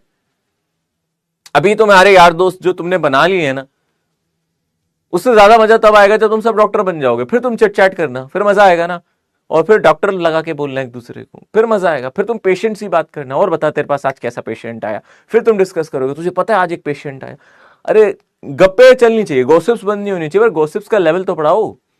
अभी क्या गॉसिप्स करके मजा आ रहा है तुम्हें, अभी तो पढ़ लो, इसलिए मेरे को चैट बंद नहीं करनी पड़ी अभी। ध्यान दो, यहां पे स्क्रीन पे ध्यान दो, क्या बोल रहा है, अगर आपकी स्पीड एस्केप स्पीड से ज्यादा हो जाएगी तो वो यहां पे स्पेस में पहुंच जाएगा, और यहां पे पहुंचने के बाद उसकी स्पीड 0 नहीं होगी। अब निकालेंगे कैसे, अगेन अगर आप ध्यान से देखोगे कंजर्वेशन ऑफ मैकेनिकल एनर्जी का इस्तेमाल होगा। अब कंजर्वेशन ऑफ मैकेनिकल एनर्जी हम फिर से अप्लाई करेंगे, मैकेनिकल एनर्जी का कंजर्वेशन यहां पे फिर से इस्तेमाल किया जाए। और एक इंपॉर्टेंट बात समझते हैं, यहां पे जब यहां पहुंच जाएगा तो यहां पे पोटेंशियल एनर्जी 0 हो जाएगी। क्यों पोटेंशियल एनर्जी 0 है, क्योंकि हमने अजम्पशन लिया होता है ना, इनफाइनाइट डिस्टेंस पे पोटेंशियल एनर्जी 0 हमने अजम्पशन लिया होता है ना, पर काइनेटिक एनर्जी 0 नहीं है यहां पे। अब काइनेटिक एनर्जी 0 नहीं है क्योंकि इसके पास फाइनल स्पीड है। जब हम पहले एस्केप स्पीड से फेंकते थे तो काइनेटिक एनर्जी भी 0 हो जाती थी, पर अब काइनेटिक एनर्जी 0 नहीं है, यहां पे पोटेंशियल एनर्जी 0 है। तो आप कंजर्वेशन लगाओगे, जो भी आप इनिशियल एनर्जी दोगे, जो भी इनिशियल काइनेटिक एनर्जी दोगे, हाफ mv²। आपने कितनी वेलोसिटी दी है, v वेलोसिटी दी है, इसको v वेलोसिटी से फेंका, और प्लस जो भी आपकी पोटेंशियल एनर्जी थी initial, gm me divided by re, ये किसके इक्वल हो जाएगा बोलो, हाफ m, और जो भी फाइनल वेलोसिटी है v फाइनल का स्क्वायर, जो भी यहां पे फाइनल वेलोसिटी है vf लिख देते हैं इसका स्क्वायर। ये कंजर्वेशन ऑफ एनर्जी आपको अप्लाई करना है और क्वेश्चंस को सॉल्व करना है, इस इक्वेशन को यूज करना है और क्वेश्चंस को सॉल्व करना है। यानी कि अगर आपकी इनिशियल स्पीड ज्यादा हुई, अभी मैंने ज्यादा वाला केस बता दिया, पहले मैंने ज्यादा वाला बता दिया है ना, मैंने अभी यहां ज्यादा वाला बता दिया, ठीक है ना, अभी मैंने ग्रेटर वाला बता दिया, ठीक है ना। अगर हमारी velocity, object is projected with velocity greater than, ठीक है ना, अभी मैंने ज्यादा वाला केस बता दिया, वैसे ऊपर इनइक्वालिटी में उल्टा लिखा था, मैंने अभी ज्यादा वाला केस बता दिया है कि अगर आपकी वेलोसिटी ज्यादा होगी तो ये होगा, ठीक है ना, अगर आपकी वेलोसिटी ज्यादा होगी तो ये होगा, आपकी स्पीड अगर एस्केप स्पीड से ज्यादा हो गई, अगर v ग्रेटर देन वी, ठीक है। अब रिवर्स फिनोमिना देखते हैं, अगर वेलोसिटी आपकी कम हुई तो, अगर आपकी वेलोसिटी कम हो गई तो, if v less than V, अगर आपकी स्पीड इससे कम हुई तो बताओ क्या एस्केप कर पाएगा, तो एस्केप नहीं करेगा। अगर आपकी स्पीड एस्केप स्पीड से कम हुई तो एस्केप करेगा नहीं सर, फिर ये क्या होगा सर, एक हाइट तक जाएगा और वापस आ जाएगा। अगर आपने अपनी स्पीड जो दी है वो एस्केप स्पीड से कम है, अब तुमने उतनी दी नहीं जितनी उसको चाहिए, अरे तुमने उतनी दी नहीं जितनी इसको चाहिए, तुमने अपनी स्पीड दी और वो यहां तक पहुंच गया, किसी हाइट तक पहुंच गया और यहां जाके रुक जाएगा, इस हाइट तक पहुंच के रुक जाएगा, यहां पे वेलोसिटी डेफिनेटली 0 हो जाएगी, बट पोटेंशियल एनर्जी यहां पे 0 नहीं होगी, यहां पे फाइनल पोटेंशियल एनर्जी कितनी हो जाएगी बोलो, कितना डिस्टेंस हो गया, सेंटर से डिस्टेंस देखो, इस मास का सेंटर से डिस्टेंस देखो कितना है, re प्लस एच, तो यहां से फाइनल पोटेंशियल एनर्जी हो जाएगी GME m divided by re plus H, ये फाइनल पोटेंशियल एनर्जी हो जाएगी। इनिशियल काइनेटिक एनर्जी आपकी हाफ mv², और इनिशियल अगर आप ध्यान से देखोगे ये मेरी इनिशियल काइनेटिक एनर्जी है, this is my initial kinetic energy, और इनिशियल पोटेंशियल एनर्जी तो आपको पता ही है माइनस GMme बाय re। देख लो ध्यान से, यहां पे क्या फर्क हुआ, पीछे वाले में क्या हुआ था, पिछले वाले में फाइनल काइनेटिक एनर्जी 0 नहीं थी, पोटेंशियल 0 थी, क्योंकि वो एस्केप कर गया था तो पोटेंशियल एनर्जी 0 थी, पर इसकी स्पीड 0 नहीं हुई थी। पर इस वाले केस में ये एक हाइट पे जाके रुक जाएगा। आपने स्पीड कम दिया है, वो एस्केप नहीं कर पाएगा। आपने स्पीड उसको कम दिया, वो एस्केप नहीं कर पाएगा, किसी हाइट तक जाएगा फिर नीचे आ जाएगा। अब हम यही निकालना चाहते हैं किस हाइट तक जा रहे हैं, तो उस हाइट पे जो पोटेंशियल एनर्जी होगी वो ये होगी, क्योंकि पोटेंशियल एनर्जी निकालते टाइम हम डिस्टेंस ऑब्जेक्ट का सेंटर से लिया करते हैं। तो अगर इसकी हाइट h है तो सेंटर से distance h plus R E होगा या आर ई प्लस एच होगा। तो फाइनल पोटेंशियल एनर्जी यहां पे जीरो नहीं है। फाइनल पोटेंशियल एनर्जी आपको लिखना है यहां पे जीरो नहीं है। फाइनल काइनेटिक एनर्जी जीरो है। फाइनल वेलोसिटी जीरो है, इसलिए फाइनल काइनेटिक एनर्जी जीरो लिखोगे। फाइनल पोटेंशियल एनर्जी जीरो नहीं है। नॉट इक्वल टू, इक्वालिटी मत लगाना, not equal to zero. Final potential energy is not zero, this is this. और final kinetic energy zero है। Initially ये काइनेटिक एनर्जी थी, initially ये पोटेंशियल एनर्जी थी। फाइनल पोटेंशियल एनर्जी जीरो नहीं है, वो ये है। और काइनेटिक एनर्जी जीरो है क्योंकि वो रुक गया है, क्योंकि यहां पे जो फाइनल वेलोसिटी है वो जीरो हो चुकी है। फाइनल वेलोसिटी यहां पे क्या हो चुकी है, जीरो हो चुकी है। सो यहां पे भी कंजर्वेशन ऑफ मैकेनिकल एनर्जी लगेगा। अगेन अगर आप कंजर्वेशन ऑफ मैकेनिकल एनर्जी लगाओगे तो क्या आएगा, जल्दी से बताओ। कंजर्वेशन ऑफ मैकेनिकल एनर्जी लगाओ, बोलो क्या आएगा, बोलो। इनिशियल काइनेटिक एनर्जी यानी कि half M V square initial kinetic energy plus initial potential energy minus G M M E divided by R E. ये किसके इक्वल हो जाएगा, फाइनल पोटेंशियल एनर्जी के, यानी कि minus G M M E divided by R E plus H, इसके इक्वल हो जाएगा। ठीक है, इसके इक्वल हो जाएगा। ओके, याद रखोगे। इसके अलावा और कौन कौन सी चीजें याद रख सकते हो, आपको पता है। इनके अलावा और क्या चीज याद रख सकते हो, आपको पता है जी का फॉर्मूला क्या होता है, जी आपको पता है G M E by R E square होता है। ठीक है ना, आप इसको याद रखना, जी इंटू आर ई को आप किसी भी समय पे G M E by R E लिख सकते हो, याद रखोगे। ये चीजें याद रखना क्योंकि क्वेश्चन में इसका इस्तेमाल हो जाता है कभी कभी।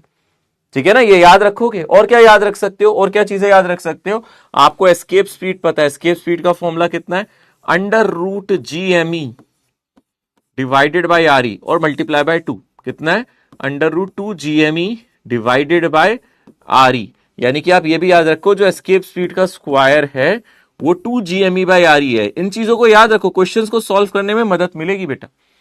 इन चीजों को याद रखना, क्वेश्चन को सॉल्व करने में इससे मदद मिलती है। ये चीजें आपको याद रहे तो क्वेश्चन सॉल्व करने में मदद मिलती है। इसको और इसको याद रखना। बाकी देखो बेसिक इक्वेशन तो यही है, कंजर्वेशन ऑफ मैकेनिकल एनर्जी। अगर आप कम स्पीड से फेंकोगे एस्केप स्पीड से तो आप एक हाइट पे चक के रुक जाओगे, अगर आप ज्यादा स्पीड से फेंकोगे तो आप स्पेस में पहुंच जाओगे। दो ही चीजें हैं, बात समझ में आ गई अच्छे तरीके से, ये दो ही चीजें हैं। अब इस सवाल को पढ़ो ध्यान से और मुझे बताओ ये कौन सा वाला केस है, आपकी स्पीड एस्केप स्पीड से ज्यादा है या कम। पढ़ो। A body attains a height equal to the radius of earth when projected from the earth's surface. The velocity of the body with which it was projected. आप मुझे बताओ ये कौन सा केस है, आपने स्पीड एस्केप स्पीड से कम दी है या ज्यादा। क्वेश्चन को पढ़ो, चिट चैट नहीं, क्वेश्चन को पढ़ो ध्यान से। Thank you so much for your wishes बच्चे, पर मेरे हिसाब से आप क्वेश्चन को पढ़ो ध्यान से। ठीक है ना, आई लव यू टू बच्चों, यहां पे ध्यान दो। A body attains a height equal to the radius of the earth when projected from the earth surface, यानी कि वो एस्केप नहीं कर पाया, क्वेश्चन में ही दिया है, वो एक हाइट तक पहुंचा है। अब आपको बताना है कि आपने उसको किस स्पीड से फेंका था। अब आपको बताना है आपने इसको किस स्पीड से फेंका था। करोगे ट्राई? अब आप बताओ किस स्पीड से फेंका था इसको।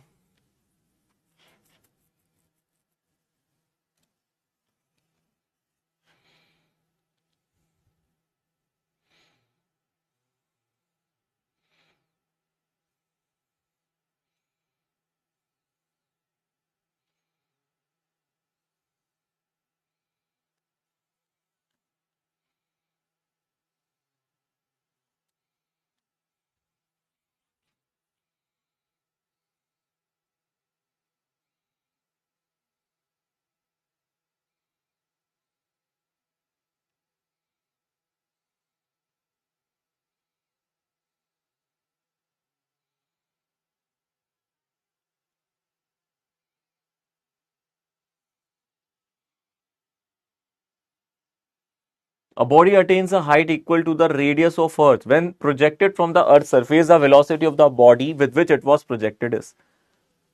लॉजिकल है भाई, किसी हाइट तक पहुंच के रुक गया।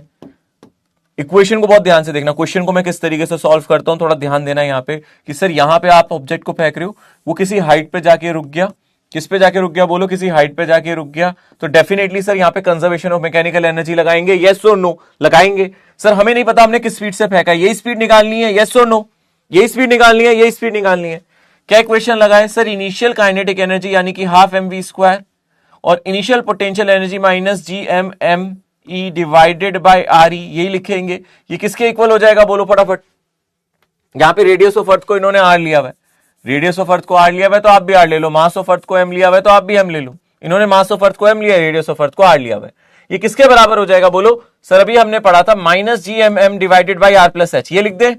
यहां तक सबको समझ में आ गया, अच्छे से देखो ध्यान से, यहां तक सबको अच्छे से समझ में आ गया। कुछ नहीं करना भाई, बस इसको राइट साइड ले जाओ और सॉल्व कर लो, ठीक है ना। आपको यहां पे क्वेश्चन में हाइट भी दिया है, आपको यहां हाइट दिया, आपको स्पीड पूछा है, आपको हाइट दिया, हाइट कितना दिया, height equal to the radius of earth, height भी आपको आर दिया है ना क्वेश्चन में। तो सर आप यहां पे लिख दो हाफ एम वी स्क्वायर और इस टर्म को राइट साइड ले जाओ जी एम एम और डिवाइडेड बाई आर, और यहां पे आर प्लस एच क्या हो जाएगा, एच का वैल्यू आर है तो नीचे 2r हो जाएगा। देखो ना आर भी तो एच है ना, एच दे रखा है ना आपको, आर के बराबर है तो नीचे 2 हो जाएगा ना, तो यहां से आ जाएगा minus G M M divided by 2r हो जाएगा, जिसको आप क्या लिख सकते हो G M into M divided by 2r। LCM लेके सॉल्व करो, इसको इससे माइनस करो, एलसीएम आएगा 2r, 2 इधर जाएगा, 2 माइनस 1 1 बनेगा, ये आ जाएगा। तो यानी कि सिंपल सी बात है, हमें मिला है हाफ एम वी स्क्वायर, ये किसके बराबर हो गया, G M M divided by 2r। यहां तक सभी का आया, सभी का आंसर आया होगा। देखो 2 ने 2 को मार दिया, एक एम से एम कट गया, तो वेलोसिटी कितना आ गया, अंडर रूट 2 जी एम आया। वेलोसिटी यही आया आपका 2 G M, under root G M भैया, 2 से 2 कट गया। देख लो ध्यान से, क्लियर है। जल्दी से बताओ मुझे, आंसर आ गया आप लोगों का, फर्स्ट ऑप्शन ए करेक्ट है, ऑप्शन ए करेक्ट है। किस किस का आ गया ये आंसर भाई, जल्दी से बोलो। अब मुझे चैट में बताओ, ये मुश्किल सवाल था क्या, यह सवाल आसान था, ये मुश्किल सवाल था या आसान सवाल था, इजी था, बहुत इजी था, कुछ भी नहीं करना था, बस इस इक्वेशन में डालना था, इसको राइट साइड ले जाना था, एच का वैल्यू आर डाल देना था, खत्म। आसान सवाल था, इजी सवाल था, होना चाहिए था, होना चाहिए था। देखो मुश्किल तभी बनेगा जब आप ध्यान नहीं दोगे, ध्यान दो यहां पे, बिल्कुल ध्यान दो। डन है, AK-47 है, क्यों खजूरो, AK-47 है, AK-47 कर दे, ठीक है जी, AK-47 हो जाएगा, डन। चलो जिसका ठीक था अच्छी बात है, जिसने थोड़ा बहुत देखो ये तो हो नहीं सकता, बी क्यों टिक कर दिया, बी तो एस्केप स्पीड के ही बराबर है, एस्केप थोड़ी ना कर गया, ये तो एस्केप स्पीड के बराबर है, ये तो हो ही नहीं सकता ना, तो ये ऑप्शन हो सकता है ना, ये दोनों तो हो ही नहीं सकते किसी हाल में, ये दोनों कैसे हो सकते हैं, ये तो एस्केप स्पीड है, ये एस्केप स्पीड से बड़ा है, इसमें तो वो एस्केप कर ही जाएगा, हमारा ऑब्जेक्ट एस्केप नहीं करा है, तो ये दोनों तो आंसर थे ही नहीं, या तो ये होता या ये होता, दो ऑप्शन तो वैसे ही एलिमिनेट हो गए थे। आगे बढ़ते हैं, अगले सवाल पे आते हैं, समय देता हूं मैं आप लोगों को करने के लिए, ठीक है ना, समय देता हूं, पहले क्वेश्चन को आसानी से पढ़ेंगे, ध्यान से देखिए।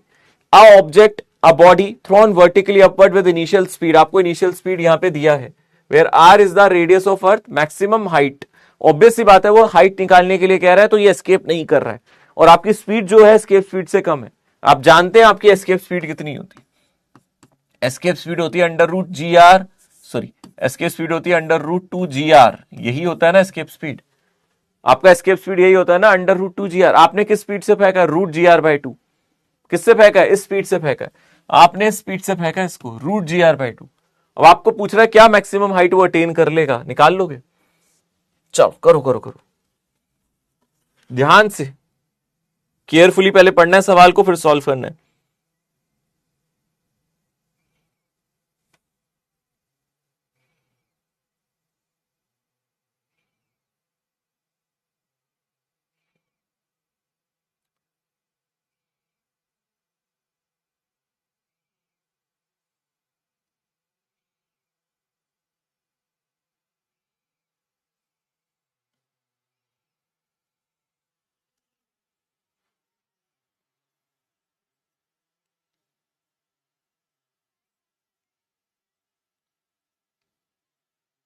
करें, ध्यान से सॉल्व करें, वही इक्वेशन यूज हो जाएगा, आराम से सॉल्व हो जाएगा, सवाल में कुछ खास मुश्किल नहीं है। हाइट यहां पे आपको निकालना है, कुछ खास मुश्किल नहीं है, सवाल बहुत आसान है।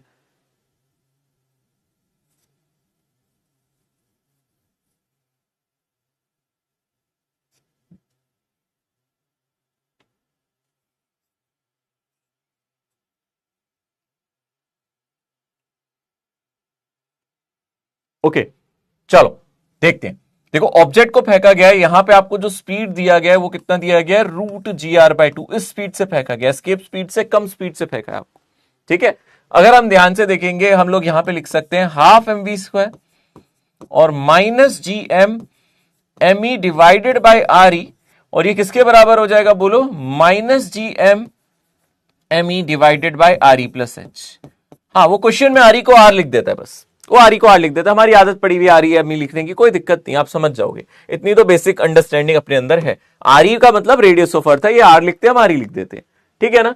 ऑब्वियस सी बात है, हम यहाँ पे इसको E को अगर मिटाना चाहो यहाँ पे मिटा दो, आप सर ऐसे लिख दो जैसा उसने लिखा है, ठीक है, ऐसे लिख देता हूं GMM डिवाइडेड बाय R, है ना, और यहां पे भी इसको मिटा दो और यहां पे लिख दो -GMM divided by R plus h। सही है ना, ऐसी तो कर रहे हैं, हमें h निकालना है, हमें h निकालना है। सबसे बढ़िया तरीका यहां से पहले v का वैल्यू डाल दो। v का वैल्यू कितना है, v का वैल्यू डाल दो। चलो आप देख सकते हो v कितना हो जाएगा, आप देख सकते हो v का स्क्वायर हो जाएगा gr/2, v का स्क्वायर हो जाएगा gr/2। और आपको पता है स्मॉल g को क्या कहते हैं, अरे स्मॉल g को क्या कहते हैं, gm divided by r square. यही बोलते हैं या नहीं बोलते हैं, अरे स्मॉल g को बोलते हैं gm बाई r स्क्वायर, पढ़ा है ना हम लोगों ने। तो सर ये बन जाएगा gm डिवाइडेड बाय 2r, कितना बन जाएगा gm by 2r। v square की जगह डाल सकते हो, किसकी जगह डाला ये हम लोगों ने बोलो, v स्क्वायर को हम gr/2 डाल रहे हैं और स्मॉल g को gm बाई r स्क्वायर डाल रहे हैं, तो ये आ जाएगा gm बाई 2r, यहां पे डाल दो, यानी कि 1/2 पहले से है यहां पे, और gm बाई 2r और आ गया, gm बाई 2r और आ गया, और यहां पे क्या है -gm, ठीक है। और एक m और था यहाँ पे, ये वाला मास भी था ना, ये वाला मास, इस मास को भी तो मल्टीप्लाई करेंगे, ये मास और था, है ना। तो यहाँ पे है gmm डिवाइडेड बाय r और -gmm divided by r plus h। देखो ध्यान से, है ना, कुछ नहीं है, बस एलसीएम लो। एलसीएम कितना आ जाएगा, यहाँ पे 4r है, एलसीएम कितना आ जाएगा अगर आप ध्यान से देखोगे, 4r है। क्लियर है ना, एलसीएम को देखो ना ध्यान से, एलसीएम कितना आ गया आपका, यहाँ पे 4r आ गया। देख लो ध्यान से, ½ mv² था, ये काइनेटिक एनर्जी था, v हमारा gr/2 है, v स्क्वायर का वैल्यू निकाला है हमने सबसे पहले, v स्क्वायर का वैल्यू gm/2r आया है, ठीक है ना। और यहां पे बस हम लोगों ने पुट कर दिया, यहां पे बस हम लोगों ने इसको सब्स्टिट्यूट कर दिया है। अब आप एलसीएम देख लो, यहां पे एलसीएम कितना आएगा, ठीक है ना, एलसीएम कितना आ जाएगा आपका बोलो, 4r आ जाएगा, और ऊपर से कितना आ जाएगा अगर आप ध्यान से देखोगे, यहां से एलसीएम 4r आ गया, यहां से आ जाएगा gmm, ठीक है ना, और -4gmm, ठीक है, और ये कितना आ गया, -gmm divided by r plus h, ये आ गया, ठीक है। सॉल्व करो, क्या आ रहा है, तो लेफ्ट साइड आ रहा है -3gmm डिवाइडेड बाय 4r, और राइट साइड कितना आ रहा है आप देख सकते हो, -gmm divided by r plus h, ये आ रहा है। तो आप यहां से 3 को नीचे ले जाओ, देखो gmm काट दो, माइनस साइन काट दो, तो यहां पे आप देख सकते हो, यहां से आ जाएगा 1 डिवाइडेड बाय 4/3r, ये किसके बराबर आ जाएगा, 1 divided by r plus h। तो r प्लस h इसके बराबर आ गया, तो r प्लस h किसके बराबर आ गया, देख सकते हो आप 4r/3 के बराबर आ गया। तो h कितना आ जाएगा, ये आ जाएगा 4r/3 माइनस r, तो ये कितना आ जाएगा, r/3 आ जाएगा, r/3, ये आंसर आ गया। फिर से समझाता हूं, जल्दी से सुनना। वेलोसिटी एस्केप होती है, ये हमारी स्पीड इससे कम है, देखने में ही पता चल रहा है, 4 गुना कम है इससे स्पीड, आप देख सकते हो, यहाँ पे 2 टाइम्स है और यहाँ पे बाय 2 है ना, तो आप देख सकते हो। इसके बाद अगर हम ध्यान से देखेंगे, वी स्क्वायर हमारा gr/2 क्यों आएगा, क्योंकि आप स्क्वायर कर दो, तो कितना आ जाएगा, वी स्क्वायर gr/2 आ जाएगा, और g का वैल्यू हमने यहाँ पे डाला है, g acceleration due to gravity, gm by r square, तो एक r से r कटेगा, gm बाई 2r आएगा। और यहाँ पे ½ mv² काइनेटिक एनर्जी है, पोटेंशियल एनर्जी सरफेस पे ये होता है, और फाइनली हाइट पे पोटेंशियल एनर्जी ये होता है। मैंने यहाँ पे पुट कर दिया mv² की जगह m और v स्क्वायर की जगह gm बाई 2r, और एक हाफ का था यहाँ पे, तो यहाँ पे नीचे 4r आ गया, और यहाँ पे आ गया -gm by r -gmm divide by r plus h। LCM कितना आएगा, 4r, तो ये 4 यहां मल्टीप्लाई होगा, तो यहां से आ जाएगा -3gmm बाई 4r, और यहाँ पे gmm कट जाएगा, और यहाँ पे आ जाएगा 3, और ये आ जाएगा ये। आप चाहो तो यहाँ क्रॉस मल्टीप्लाई करके भी देख लो, आप करके देख लो, आप क्रॉस मल्टीप्लाई करके देख लो, r प्लस h खुद ब खुद कितना आ जाएगा, 4r/3 के बराबर ही आएगा। और यहां से जब आप सॉल्व करोगे तो h आ जाएगा 4r/3 माइनस r, यानी कि r/3। आंसर आ जाएगा ऑप्शन 4। जल्दी से देखो, आंसर आ गया है ऑप्शन 4, ठीक है ना, r/3 चेक करो, ठीक है, ध्यान से देखो, यही आंसर आया है, कोई गड़बड़ किया है क्या? ध्यान से बताओ मुझे। डन है? ध्यान से देखो कहां गड़बड़ किया है, ध्यान से देखो, फटाफट देखो। AK-47 है, कहीं एरर कैलकुलेशन में, कहां एरर किया ये बताओ, कहां एरर हुआ, कहां गलती करी, जल्दी से बताओ कहां गलती करी, क्या मिस्टेक हुई, जल्दी बताओ फटाफट। फिर नहीं बताऊंगा यार, 2 बार बता दिए, कितनी बार बताएंगे, ऐसे तो कभी खत्म ही नहीं होगा सवाल। आप बताओ यहां पे कहां गलती करी आपने। आपको V पता था, V दिया था, V स्क्वायर निकाल लिया, GR/2 आ गया, सब कुछ तो करा, एक एक स्टेप बता दिया। कहां गलती करी है? लास्ट स्टेप में गलती करी है, कुछ तो गलती करी है, प्लस माइनस में, लास्ट स्टेप में कहीं तो करा है। देखो ना, R+H को इधर ले जाओ, 4R को इधर ले जाओ, 3 से डिवाइड करो, H आ जाएगा। कैलकुलेशन एरर, ठीक है, लास्ट स्टेप में गलती करा है। ध्यान से पढ़ो, अच्छे से देखो, ठीक है, चमक गया ना, लास्ट में कुछ ना कुछ गलती करी है, पूरा सॉल्व किया, लास्ट में कुछ गलती करी है। देखो ये छोटी छोटी एरर्स हैं, इसको हमें बचाना है, ठीक है ना। डन, चल आगे बढ़ते हैं अगले सवाल की तरफ। अगले सवाल को ध्यान से देखो। अब इसको कैसे करोगे, सेम उसी कैटेगरी का सवाल है और मैं टाइम दे रहा हूं और मुझे लग रहा है इसमें आप गलती नहीं करोगे। ध्यान से, कंजर्वेशन ऑफ एनर्जी को ध्यान से लगाना, गलती नहीं होनी चाहिए, बिल्कुल भी एरर नहीं होना चाहिए। A particle is drop from a height h is equal to 3r। अब पार्टिकल को फेंक नहीं रहे, छोड़ा जा रहा है 3r हाइट से, वही कंजर्वेशन ऑफ एनर्जी लगेगा, सेम इक्वेशन लगेगा। Where r is the radius of earth, g is the acceleration due to gravity on the earth surface, then speed with which the particle strikes the surface। Same वही equation है, बस इसमें आप फेंक नहीं रहे, छोड़ रहे हो। कितनी हाइट से छोड़ रहे हो बोलो? 3h। यहां पे हाइट 3r, आपको हाइट दे दिया है, किस हाइट से छोड़ रहे हो? 3r से। तो किस स्पीड से वो टकराएगा? जिस स्पीड से आप फेंकते थे उसी स्पीड से तो टकराएगा, ठीक है। अगर आप किसी स्पीड से फेंकोगे इस हाइट तक जाएगा, तो जब उस हाइट से छोड़ोगे तो इसी स्पीड से टकराएगा। तो आपको वही स्पीड निकालना है यहां पे। जल्दी से इस सवाल को सॉल्व करो।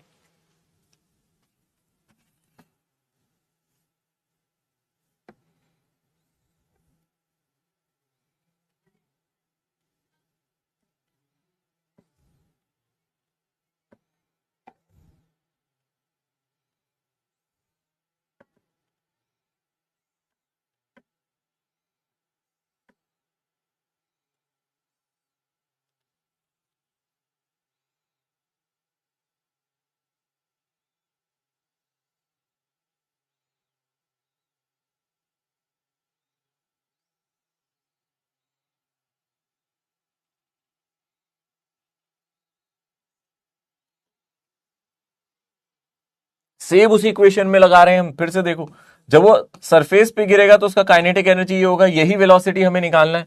और potential energy GMM divided by R, और किसी हाइट पे पोटेंशियल एनर्जी कितना होगा? GMM divided by R+H, R+3R, यही हो जाएगा। आप देख सकते हो ध्यान से, यानी कि इसकी राइट साइड आ जाएगा GMM डिवाइडेड बाय 4R, ठीक है। और इसको राइट साइड ले जाओ, इसको राइट साइड ले जाओ, यहां से आ जाएगा plus GMM divided by R, ठीक है।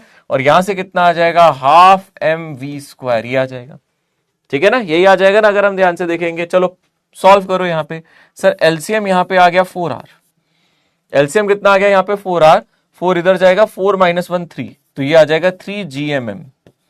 देखो ध्यान से, यहां पे एलसीएम मेरा 4R आएगा, है ना, 4 इधर जाएगा, 4 - 1 3, 3 GMM बाय 4R, और यहां पे कितना है? Half mv²।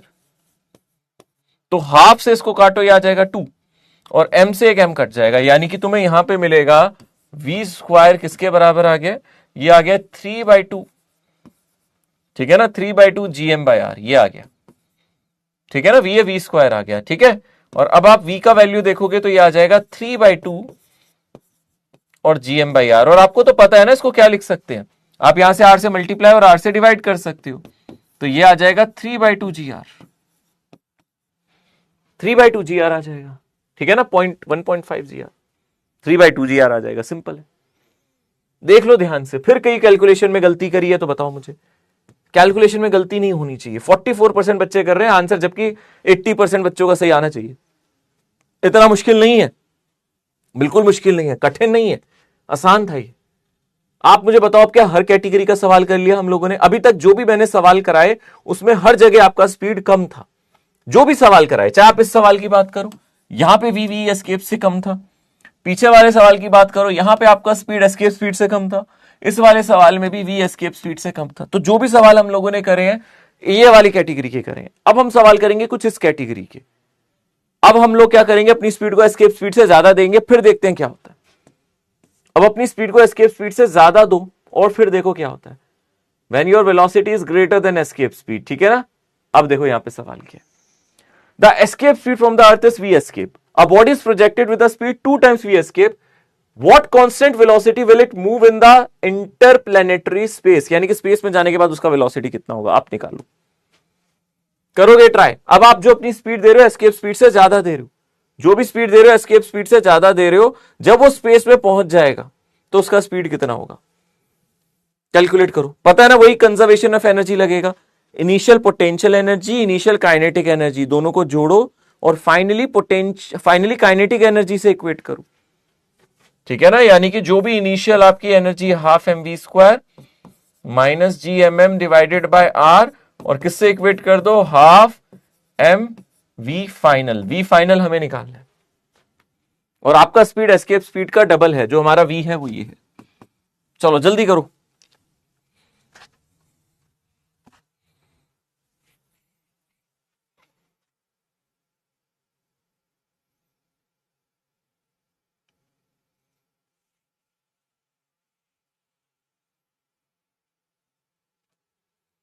क्या होगा क्या होगा क्या होगा, जल्दी से करो।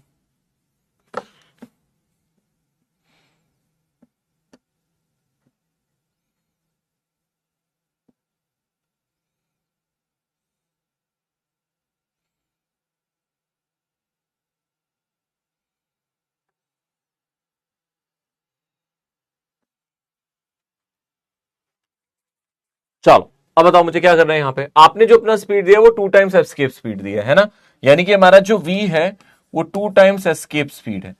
तो हम यहां पे देख सकते हैं, यहां से आ जाएगा हाफ m और 2 times जो भी आपका एस्केप स्पीड है उसका स्क्वायर, ठीक है। और यहां से कितना आ जाएगा, माइनस जी एम और m divided by radius of earth, और यहां से आ जाएगा half M V final square. पहले तो ध्यान से देखो, आपको फाइनल आंसर किस टर्म में निकालना है, एस्केप स्पीड की टर्म में निकालना है ना।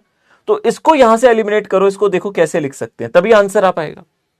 इसको कैसे हटाओगे, याद है मैंने आपको बताया था एस्केप स्पीड होता कितना है। चलो बताओ एस्केप स्पीड होता क्या है। सर एस्केप स्पीड की अगर हम बात करें तो ये होता है under root of 2 times G M by R, यही होता है ना। अगर आप ध्यान से देखोगे तो आप एस्केप स्पीड का स्क्वायर जानते हो कितना होता है, सर ये 2 जी एम बाई आर होता है या नहीं। तो एस्केप स्पीड का स्क्वायर डिवाइडेड बाई 2, ये जी एम बाई आर हो जाएगा या नहीं होगा, देखो। अरे हाँ होगा या नहीं होगा, अरे हाँ। इसको यहां पे इस्तेमाल कर लेते तो सवाल जल्दी हो जाएगा। देखो ये क्या बन जाएगा, हाफ एम और 4 times एस्केप स्पीड का स्क्वायर, ठीक है ना। 2 का स्क्वायर करोगे, यहां पे क्या आ जाएगा, मास को ऐसे लिखो, स्मॉल एम को ऐसे लिखो, जीएम बाई आर की जगह क्या लिखोगे, एस्केप स्पीड का स्क्वायर डिवाइडेड बाई 2। मुझे कैसे पता चलता है कि मुझे ऐसे क्वेश्चन को सॉल्व करना है, क्योंकि भाई तेरे को वी फाइनल निकालना है, हाँ सर। और फाइनल आंसर किस में आ रहा है, एस्केप स्पीड की टर्म में आ रहा है, जीएम बाई आर की टर्म में नहीं आ रहा। अगर जीएम बाई आर की टर्म में आता तो तुम इस एस्केप स्पीड का फॉर्मुला डालते, GM root 2 GM by R, but यहां पे तुम इस जीएम बाई आर को एस्केप स्पीड की टर्म्स में कन्वर्ट करो। लॉजिक समझो, मैं भगवान थोड़े ना हूं कि मुझे पता है कि कैसे क्वेश्चन को सॉल्व करना है। मुझे देख के समझ में आता है, बिना देखे नहीं करता हूं। बिना देखे कैसे कर लोगे, फील करो, महसूस करो सवाल को। आपको कैसे पता चला सर जीएम बाई आर को यहां पे कन्वर्ट करके ऐसे लिखना चाहिए था, क्योंकि मुझे समझ में आता है यहां पे वी फाइनल निकालना है और वी फाइनल वी एस्केप की टर्म्स में लिखा गया है। अब यहां पे तो वी एस्केप दिख रहा है, पर यहां पे वी एस्केप नहीं दिख रहा है, ये तो ऐसा कुछ नंबर है। Answer root GM by R या जीएम बाई आर की टर्म में तो नहीं है ना। अगर answer root GM by R की टर्म में होता तो फिर मैं इसको कन्वर्ट करता जीएम बाई आर में, मतलब मैं फिर एस्केप स्पीड की जगह ये डालता, यहां पे इसको पुट कर देता, पर ऐसा नहीं हुआ। मैंने जीएम बाई आर को एस्केप स्पीड की टर्म में लिखना सही समझा। अब आप इसको सॉल्व करो, ठीक है ना। अब आप इसको सॉल्व करोगे, यहां से कितना आ गया, ये half M V final square. अब देखो बहुत आसान है, बहुत आसान है। हाफ एम को आप यहां पे कॉमन ले लो, हाफ एम को कॉमन ले लो, एम बाई टू कॉमन ले लो, और 4 - 1 यहां से हो जाएगा 3 times वी एस्केप स्पीड का स्क्वायर, और राइट साइड भी कितना है, half M V final square. Question solve हो गया। देखो हाफ एम कट गया, वी फाइनल का स्क्वायर इसके बराबर आ गया। क्या आया, देखो देखो देखो क्या आया, हमें मिला वी फाइनल का स्क्वायर, वी फाइनल का square 3 times V escape speed का स्क्वायर, यही तो मिला ना। तो वी फाइनल का स्क्वायर हमारा कितना हो जाएगा, √3 times V escape speed. Easy है ना, कितना सौखा सी दसो, है ना, सौखा क्वेश्चन है। सौखा मतलब आसान, it's very easy, easy, very easy भाई, आसान था। थर्ड ऑप्शन कितनों ने मार्क किया, 44% ने किया। मेरे को थोड़ी उम्मीद ज्यादा रहती है, क्या करूं, इमोशनल है ना टीचर, उम्मीद ज्यादा ही कर लेता है बच्चों से, उम्मीद ज्यादा थी। ध्यान से करो, ध्यान से। अच्छा समझ में आ गया, सीख लिया, गलत कर लिया कोई दिक्कत नहीं है, पर यह कमिटमेंट चाहिए कि सर अगली बार सही करेंगे। आपने सिखाया, आप अगली बार मान रखेंगे आपकी बातों का। आपने कहा अगली बार सर हो जाना चाहिए। ठीक है, समझ में आ रहा है कैसे क्वेश्चन को सोचना है, अप्रोच करना है। क्योंकि देखो जितनी मर्जी मैं शॉर्ट ट्रिक सिखा दूं, जो मर्जी सिखा दूं, असलियत में तुम्हारा ज्ञान ही तुम्हें आगे लेके जाएगा, जो तुम्हारी समझ है, तुम्हारी नॉलेज है। चैलेंजेस तो अलग अलग आते रहेंगे, आपको कैसे पता चलेगा किस चीज को कहां कन्वर्ट करना है, थोड़ा दिमाग लगाना, बुद्धि का इस्तेमाल करना। ठीक है ना, समझ में आ गया अच्छी तरीके से, डन, क्लियर हो गया, आगे बढ़ जाए। चल अगला सवाल सेम कैटेगरी का। अब देख आंसर देख, पहले आंसर हमारा एस्केप स्पीड की टर्म में आ रहा था, यहां पे आंसर देख GM/R की टर्म में आ रहा है। तू समझ जा, यहां पे अगर कोई भी एस्केप स्पीड जैसी टर्म दिखेगी उसको √2 GM/R लिख देगा तू। ठीक है, अब क्वेश्चन को सॉल्व कर, अब दिमाग लगा, यहां पे देख सवाल क्या है, दिमाग लगा, यहां पे सवाल क्या है। अ particle is located Midway between two particles each of mass m kept at a separation 2d, the escape speed. ये तो एस्केप स्पीड का सवाल आ गया, यहां तो एस्केप स्पीड निकालना है। ये तो इजी सवाल है, ये तो ट्राइंगल जैसा ही सवाल है, जैसे ट्राइंगल में हमने क्वेश्चन किया था ना अभी, ये तो वैसा वाला सवाल आ गया। ट्राइंगल में हमने बोला था ना इस पार्टिकल को यहां से दूर ले जाना है, तो यहां पे जो भी इसकी पोटेंशियल एनर्जी थी वही काइनेटिक एनर्जी के बराबर हो गई थी, और पोटेंशियल एनर्जी में 2 मासेस की ली थी हमने। वैसे ही यहां पे भी, ये भी सवाल ऐसा ही है, ये तो आसान सवाल है। यहां पे आपको एस्केप स्पीड ही निकालना है, यहां पे आपको ये नहीं निकालना कि वो किस स्पीड से बाहर जाएगा, यहां पे निकालना है एस्केप स्पीड क्या है। और इसका आंसर तो वैसा ही आएगा, ट्राइंगल जैसा ही आएगा, वैसे आप कर लो, आंसर ट्राइंगल जैसा ही आएगा, इसका करके देख लो। A particle is located midway between 2 point masses each of mass m kept at a separation 2d. The escape speed of a particle is, ये उस सवाल की तरह बिल्कुल ट्राइंगल वाले सवाल जैसा ही है, बिल्कुल हूबहू वही सवाल है, आंसर भी वही आ रहा है इसका। बस उसमें ट्राइंगल की एजेस पे थे, यहां पे एक लाइन पे रखे गए मासेस। जो पहले सवाल किया था ट्राइंगल की एजेस पे था, यहां पे मासेस एक ही लाइन में रखा गया है, यहां पे मासेस को एक ही लाइन में रखना है अपन।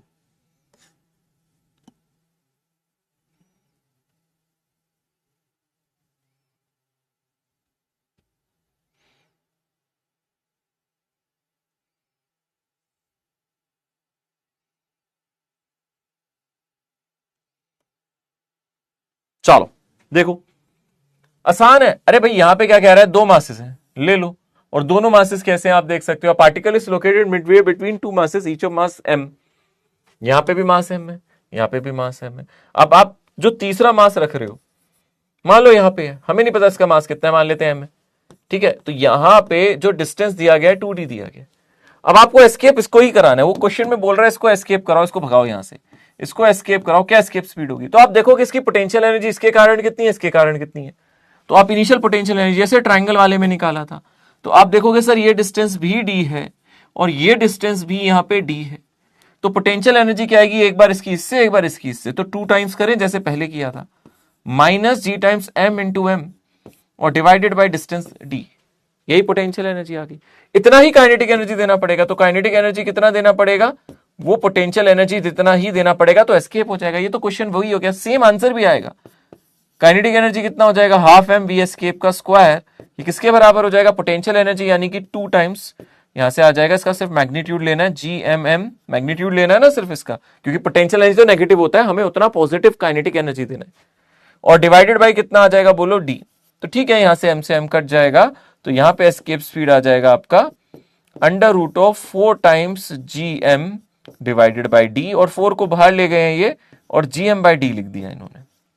तो आंसर ये आ रहा है, इजी सवाल था ये, बिल्कुल ट्राइंगल जैसा था। यहां तो एस्केप स्पीड निकालने के लिए कह रहा था, ठीक है ना, करा था भी पीछे सवाल, बिल्कुल ट्राइंगल में जैसा किया था, डिट्टो हूबहू वही सवाल था भाई, डिट्टो हूबहू वही सवाल था। ठीक है, ठीक है, आई थिंक ये क्वेश्चन सॉल्व हो गया, अब आपका अच्छे से समझ में आ गया है। ओके अच्छा, मान लो अगर आपसे कभी बोले कि ऑब्जेक्ट को एस्केप करना है पर ऑब्जेक्ट किसी हाइट पे, ऐसा सवाल भी हो सकता है। तो एक नया कॉन्सेप्ट है, नए कॉन्सेप्ट में क्या करेंगे, अगर आपको ऐसा बोले ऑब्जेक्ट ऑलरेडी किसी हाइट पे है पर रेस्ट पे है, मूव नहीं कर रहा, रेस्ट पे है। मान लो ऑब्जेक्ट आपको दे दे कि ऑब्जेक्ट सर पहले से किसी हाइट पे हो, तो ऑब्जेक्ट पहले से किसी हाइट पे हो तो क्या करे, आप बताओ। यहां पे आ रही है, इस हाइट से एस्केप करना है हमें। मान लो ऑब्जेक्ट पहले से इस हाइट पे है और यहां से आपको एक एस्केप स्पीड देनी है, सरफेस से नहीं देनी। पहले ऑब्जेक्ट कहां होता था, सरफेस पे होता था, अब ऑब्जेक्ट कहां है, किसी हाइट पे। यहां से एस्केप करने के लिए कितनी एस्केप स्पीड देनी है, तो एनर्जी कंजर्वेशन यहां से लगाएंगे। आप यहां पे जो एनर्जी लोगे वो इनिशियल पोटेंशियल एनर्जी होगी, जो यहां पे काइनेटिक एनर्जी आप दोगे वो एस्केप करने के मदद करेगी। यानी कि यहां पे जो एनर्जी ली जाएगी वो इनिशियल ली जाएगी, ऑब्जेक्ट एट हाइट एच, है ना। और इसका इनिशियल वेलोसिटी अगर आप ध्यान से देखोगे, पहले मूव नहीं कर रहा था, आपको इसको वेलोसिटी देना है एस्केप कराने के लिए। पहले मूव नहीं कर रहा था, किसी हाइट पे था, अब आप एस्केप करा रहे हो तो यहां पे एस्केप स्पीड दो, कितनी एस्केप स्पीड दो कि एस्केप कर जाए। तो पोटेंशियल एनर्जी यहां पे माइनस जी एम एम, ठीक है ना, मास ऑफ अर्थ आप लिख सकते हो, divided by R E plus H होगा इनिशियल पोटेंशियल एनर्जी। और काइनेटिक एनर्जी आपको देना पड़ेगा, वो हो जाएगा हाफ एम, और जो नया वी एस्केप स्पीड है, जो भी आप यहां पे वी एस्केप दोगे। और फाइनली तो आपको पता ही एस्केप कर जाएगा, final potential energy zero, final kinetic energy zero, क्योंकि हम कह रहे हैं एस्केप कर रहे हैं। अभी तक हम सरफेस से एस्केप कराते थे तो अंडर रूट 2 GM/r आता था, पर अब कितना आंसर आएगा। बस इन दोनों को इक्वेट कर दो, आप बोलोगे जो भी काइनेटिक एनर्जी है वो तो पोटेंशियल एनर्जी के बराबर ही होना चाहिए, क्योंकि इनका सम हो जाना चाहिए जीरो, है ना। क्योंकि आप कह सकते हो ना UI plus sorry is equals to zero, ऐसी तो बोलोगे ना, आप देख सकते हो। तो जो भी काइनेटिक एनर्जी का मैग्नीट्यूड है पोटेंशियल एनर्जी के बराबर आएगा, यानी कि आप सिंपली बोलोगे हाफ एम वी स्क्वायर किसके बराबर हो जाएगा, G M M E divided by R E की जगह बस आर ई प्लस एच आ गया, और कुछ नहीं। आर ई की जगह बस आर ई प्लस एच आ गया, यानी कि सर वही है, सब कुछ सेम है। यानी कि अब जो एस्केप स्पीड आएगी, पहले एस्केप स्पीड आती थी 2 GME/RE, पहले आती थी 2 GME/RE, बस अब 2 GME/RE प्लस एच कर दो, खत्म बात, दैट्स इट। अब GME/RE प्लस एच कर दो। बात समझ में आ रही है अच्छे से, ठीक है ना। ओके, किसी हाइट से एस्केप कराना है, अब आपको सरफेस से नहीं कराना, किसी हाइट से एस्केप कराना है, तो ये फॉर्मूला होगा। समझ में आ गया अच्छी तरीके से। ओके, ये कॉन्सेप्ट है, ठीक है ना। ऐसा कोई क्वेश्चन अभी मेरे पास तो नहीं है, मैंने को मतलब क्वेश्चन बनाने को तो मैं बना दूंगा, मैं बोल दूंगा ऑब्जेक्ट 2 ऑब्जेक्ट की हाइट 2 है, बताओ कितनी स्पीड से एस्केप कराना है, बन जाएगा। क्वेश्चन बनाने में कुछ नहीं, बस ये कॉन्सेप्ट है, इसको ध्यान रखना। एक क्वेश्चन है मेरे पास, वो बोल रहा body at rest starts from a point at a distance R greater than R from the center of the earth. If m and r stands for the mass and radius of earth respectively, then the speed of the body when it reaches the earth surface. कह रहा है वो, ध्यान से देखना सवाल में क्या कह रहा है, सवाल को पहले ध्यान से पढ़ो, केयरफुली, वेरी केयरफुली। सवाल को जब भी पढ़ा करते हैं बहुत आसानी से तसल्ली से पढ़ा करते हैं, जल्दबाजी में नहीं पढ़ना, नहीं तो जल्दबाजी में सवाल गलत हो जाएगा। यहां पे बोल रहे हैं बॉडी रेस्ट पे है from a point at a distance R, कितना डिस्टेंस है सेंटर से, आर डिस्टेंस है। और मुझे कैसे पता ये आर डिस्टेंस बाहर होगा, क्योंकि उसने क्वेश्चन में बोला आर ग्रेटर देन रेडियस, यानी कि जो भी अर्थ का रेडियस है ये डिस्टेंस उससे बड़ा है। यहां पे ऑब्जेक्ट रेस्ट पे है, यहां पे ऑब्जेक्ट कैसा है, रेस्ट पे है, इसको छोड़ रहे हैं, ऑब्वियसली ये यहां की तरफ जाएगा, ये सेंटर की तरफ जाएगा, ये अर्थ की तरफ जाने की कोशिश करेगा। और यहां पे अगर आप ध्यान से देखोगे स्पीड ऑफ द बॉडी, वो पूछ रहा है यहां पे इनिशियल स्पीड तो इसकी जीरो है, जब वो यहां पहुंच जाएगा तो इसकी स्पीड कितनी हो जाएगी, यहां पे इसकी स्पीड कितनी। तो कंजर्वेशन ऑफ एनर्जी ही लगाना है, लगाओ, इतना ही आसान है, तो लगाओ फटाफट, मुझे बता दो, ठीक है। जल्दी से इस क्वेश्चन को सॉल्व करो और मुझे बताओ कैसे करना है। कंजर्वेशन ऑफ एनर्जी ही लगना है, और कुछ भी नहीं लगना, पर ढंग से लगाना, लगाना वही कंजर्वेशन ऑफ एनर्जी है, पर ध्यान से लगाना है, गड़बड़ नहीं करनी है।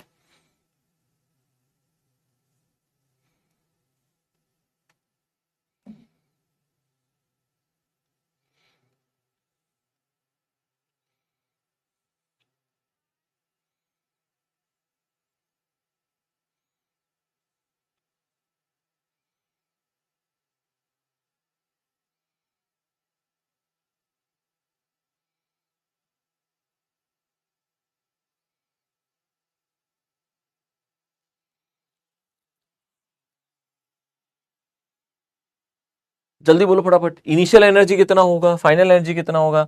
यहां पे आप इनिशियल एनर्जी लिख लो, इनिशियली काइनेटिक एनर्जी तो 0 हो गया यहाँ पे, है ना। इनिशियल पोटेंशियल एनर्जी कितना हो गया यहाँ पे, बोलो माइनस GM डिवाइडेड बाय कितना डिस्टेंस है, R। अब RE प्लस R मत लिख देना भाई गलती से, सेंटर से ही डिस्टेंस R दिया है। अरे भाई ये टोटल डिस्टेंस R दिया, ध्यान दिया किसी ने, कहीं R प्लस R लिख दोगे तो गड़बड़ हो जाए। ये टोटल डिस्टेंस R दिया है, देखो ना यहाँ पे ऑब्जेक्ट का सेंटर से डिस्टेंस R दिया है, तो इनिशियल पोटेंशियल एनर्जी हो जाएगी। फाइनली इसकी काइनेटिक एनर्जी कितनी हो जाएगी, फाइनली काइनेटिक एनर्जी हो जाएगी हाफ mv², और फाइनल पोटेंशियल एनर्जी कितना हो जाएगा, minus GM divided by R, ये होगा। थोड़ा ध्यान देना अच्छे से, ठीक है, क्योंकि दोनों बार डिस्टेंस सेंटर से ही पता है हमें। अब यहां पे कंजर्वेशन ऑफ एनर्जी लगाया जाए। अब आप यहां पे कंजर्वेशन ऑफ मैकेनिकल एनर्जी को लगाओगे, कंजर्वेशन ऑफ मैकेनिकल एनर्जी को लगाओगे। चलो फटाफट लगाओ, कितना आएगा बोलो। सर इनिशियल काइनेटिक एनर्जी तो 0 है, इनिशियल पोटेंशियल एनर्जी तो minus GM divided by small r है, final kinetic energy half mv² है, और फाइनल पोटेंशियल एनर्जी की अगर हम बात करें तो GM divided by capital R है।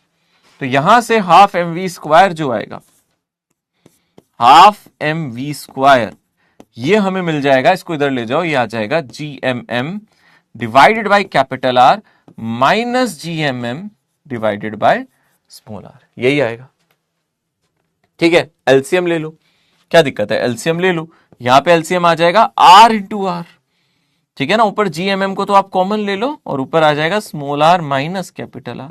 ये किसके बराबर आ जाएगा, हाफ mv² के। m से m कटा और वेलोसिटी आ गया, कितना आ गया, 2 times G capital M R minus R divided by R into R, और ये अंडर रूट में आ गया, खत्म, क्वेश्चन सॉल्व, सिंपल। तो आंसर आ गया ये वाला question. Third is the correct, third option is correct. देखें जरा कितने खजूरों ने इसका आंसर थर्ड किया, ऑप्शन सी किया। 42% कह सकते हैं, अप्रोक्सीमेटली 42% खजूरों ने सही इक्वेशन सॉल्व की। ठीक है, okay. Now the next concept is orbital velocity. Orbital velocity क्या होता है, ऑर्बिट आपको पता है ना, प्लैनेट्स किसके अराउंड ऑर्बिट करते हैं, सन के। सैटेलाइट किसके अराउंड ऑर्बिट करते हैं, प्लैनेट्स के। याद रखना, प्लैनेट किसके अबाउट ऑर्बिट करते हैं, सन के, और सैटेलाइट किसके अबाउट ऑर्बिट करते हैं, बोलो प्लैनेट के। तो हम यहां पे एक चीज याद रखें, अगर यहां पे हम ऑर्बिट्स को सर्कुलर मान के चल रहे हैं, हम ऐसे कह सकते हैं, अगर यहां पे सन है तो सन के अबाउट जो ऑर्बिटिंग कर रहे हैं वो प्लैनेट कर रहे हैं। इसके अबाउट जो ऑर्बिटिंग होगी वो किसकी कंसीडर की जाएगी, बोलो प्लैनेट की कंसीडर की जाएगी। अब प्लैनेट का पाथ वैसे सर्कुलर होता नहीं है, एलिप्टिकल होता है, ठीक है ना। अभी के लिए हम मान लेते हैं सर्कुलर पाथ एज्यूम करके चल रहे हैं। तो जो प्लैनेट का मास है, मान लेते हैं m है, मास ऑफ प्लैनेट, यहां पे ms मास ऑफ सन, और प्लैनेट के मास को mp कह देते हैं, मास ऑफ प्लैनेट। ठीक है, ये कैसे ऑर्बिट करेगा, ये कैसे ऑर्बिट करेगा, अगर आप ध्यान से देखोगे, आप बोलोगे सर ये इस तरीके से ऑर्बिट करेगा। मान लेते हैं सन के सेंटर से प्लैनेट के सेंटर तक का जो डिस्टेंस है, इस डिस्टेंस को हम बोल देते हैं r। क्या बोल देते हैं, r को हम बोलते हैं ऑर्बिटल रेडियस। ऑर्बिट का मतलब होता है जिस पाथ पे वो घूम रहा है, और उस पाथ का जो रेडियस है वो है ऑर्बिटल रेडियस। जिस ऑर्बिट में घूम रहा है उस ऑर्बिट का रेडियस ऑर्बिटल रेडियस है। सन के सेंटर से अर्थ के सेंटर तक की एक्चुअली ये दूरी है और कुछ नहीं है। और अगर आप ध्यान से देखोगे, प्लैनेट पे जो फोर्स लग रहा है वो सन के द्वारा लग रहा है ना, ग्रेविटेशन फोर्स लग रहा है। तो जो ग्रेविटेशन फोर्स है, ग्रेविटेशन फोर्स ऑन प्लैनेट, वो किसके बराबर हो गया, आप कह सकते हो सेंट्रीपिटल फोर्स। जो भी उस पर सेंट्रीपिटल फोर्स लगेगा तभी तो सर्कल में घूमेगा।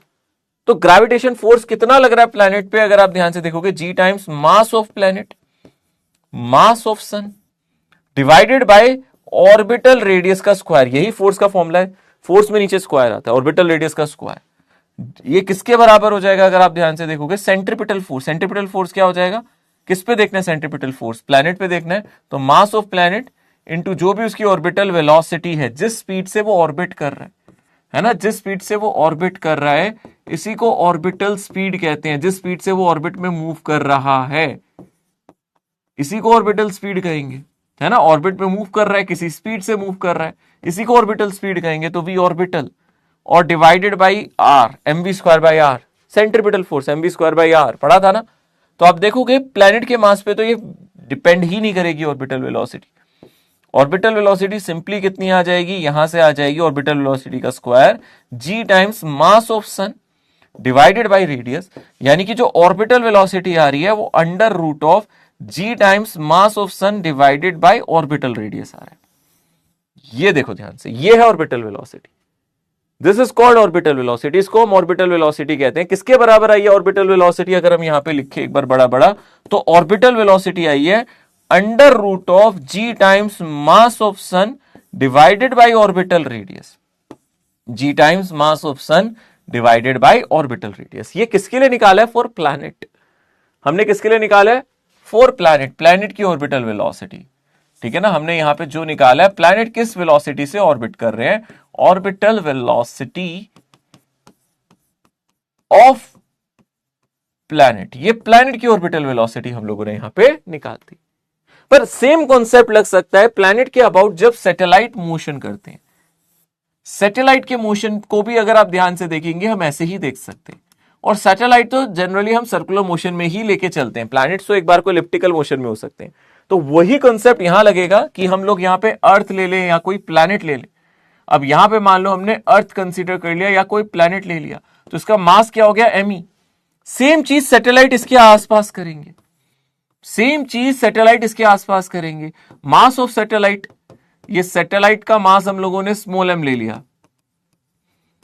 सैटेलाइट का मास हमने ले लिया स्मॉल m, और यहां पे भी ऑर्बिटल रेडियस लोगे, अर्थ के सेंटर से यहां तक के डिस्टेंस को आप r लोगे, r मेरा ऑर्बिटल रेडियस है। सेम फॉर्मूला आएगा, सब कुछ वैसे ही लगेगा। आप बोलोगे जो भी यहां पे ग्रेविटेशनल फोर्स होगा, जो भी यहां पे आप बोलोगे ग्रेविटेशनल फोर्स होगा ऑन सैटेलाइट, वो किसके बराबर हो जाएगा, बोलो सेंट्रीपिटल फोर्स के। और जब आप सोल्व करोगे इक्वेशन, तो यहां पे जो ऑर्बिटल वेलोसिटी आएगी वो under root g times mass of earth divided by orbital radius के इक्वल आएगी। फर्क क्या पड़ा देखो ध्यान से, एक्चुअली अगर प्लैनेट ऑर्बिट करते हैं तो प्लैनेट के मास पे ऑर्बिटल स्पीड डिपेंड नहीं करती। जो चीज ऑर्बिट कर रही है उसका मास यहां पे काम नहीं आ रहा, जो चीज ऑर्बिट कर रही है, जिसको घूमना है, उसके मास पे ऑर्बिटल स्पीड डिपेंड नहीं करती। ऑर्बिटल स्पीड डिपेंड करती है आप जिसके आसपास घूम रहे हो। ऑर्बिटल स्पीड किस पे डिपेंड करती है, जिसके आसपास घूम रहे हो। अरे आप किसी चीज के चक्कर लगा रहे हो तो उसमें कोई तो बात होगी ना, आप उसके चक्कर लगा रहे हो, आप में कुछ बात है या उसमें कुछ बात है। आप किसी दुकान के, किसी पर्टिकुलर मकान के, किसी के भी आसपास चक्कर लगा रहे हो, है किसी के तो चक्कर लगा रहे हो, क्यों लगा रहे हो, कुछ तो है वहां पे सर, कुछ तो पंगा है ना, क्यों चक्कर लगा रहे हो, वहां कुछ तो है कि आप उसके चक्कर वैसे ही अगर प्लैनेट इसके आसपास चक्कर लगा रहा है तो सन के मास में कुछ है, सन के मास की वजह से चक्कर लगा रहा है। तो जब उसकी ऑर्बिटल स्पीड की बात करेंगे तो वो सन के मास पे डिपेंड करेगी, इसकी नहीं।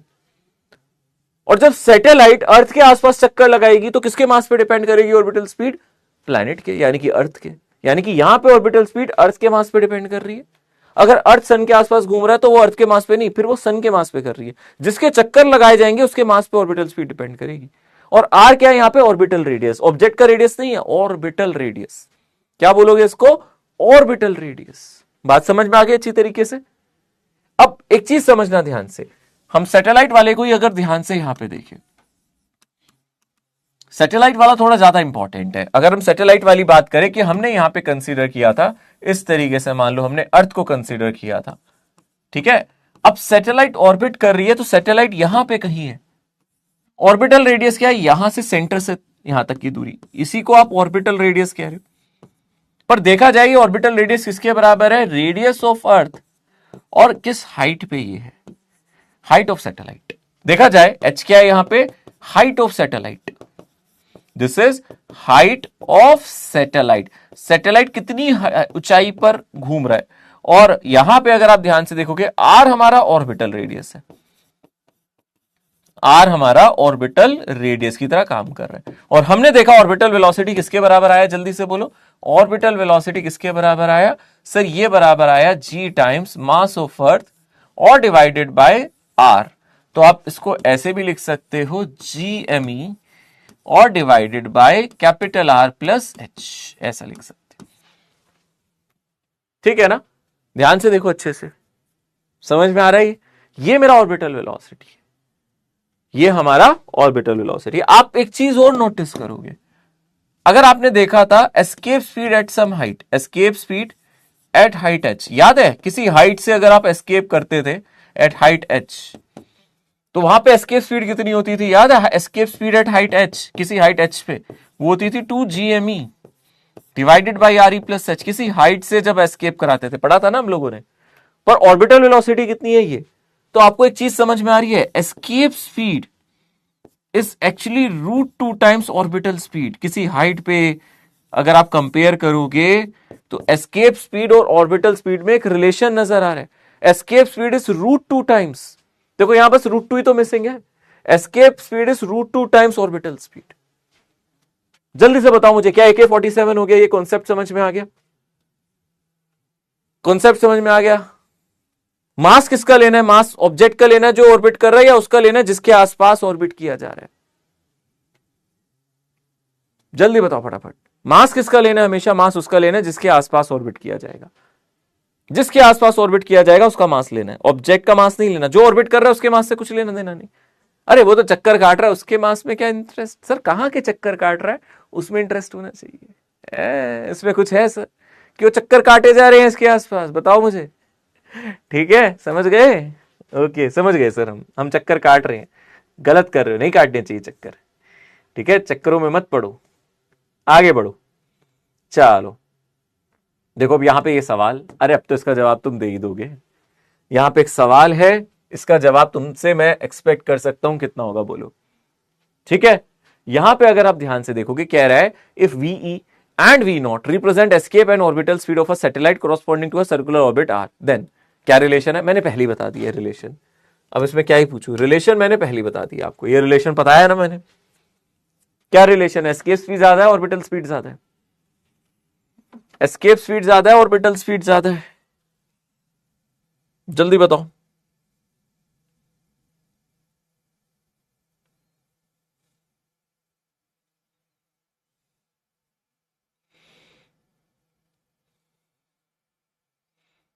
जल्दी बोलो, एस्केप स्पीड ज्यादा है, ऑर्बिटल स्पीड ज्यादा है?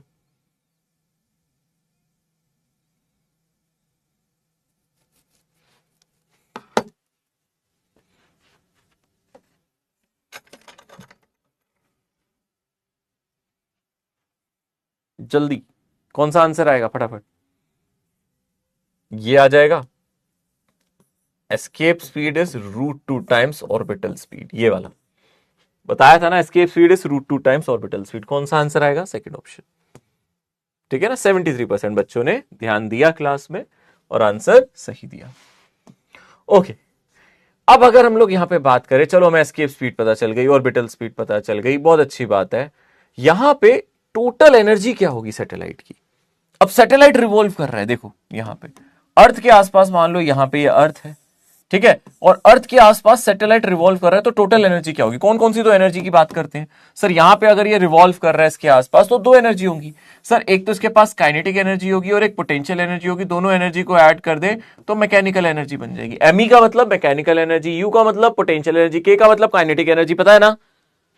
तो सर अगर हम मैकेनिकल एनर्जी निकाल रहे हैं तो हम यहां पे कह सकते हैं जो पोटेंशियल एनर्जी है वो तो हमें पता ही है कितनी होती है, -G times MM divided by R, ऐसे लिख सकते हैं, क्योंकि सर यहां से लेके यहां तक का डिस्टेंस अब हमें पता है R। इसको R+H भी लिख सकते हैं, कैपिटल R+H भी लिख सकते हैं और R भी लिख सकते हैं।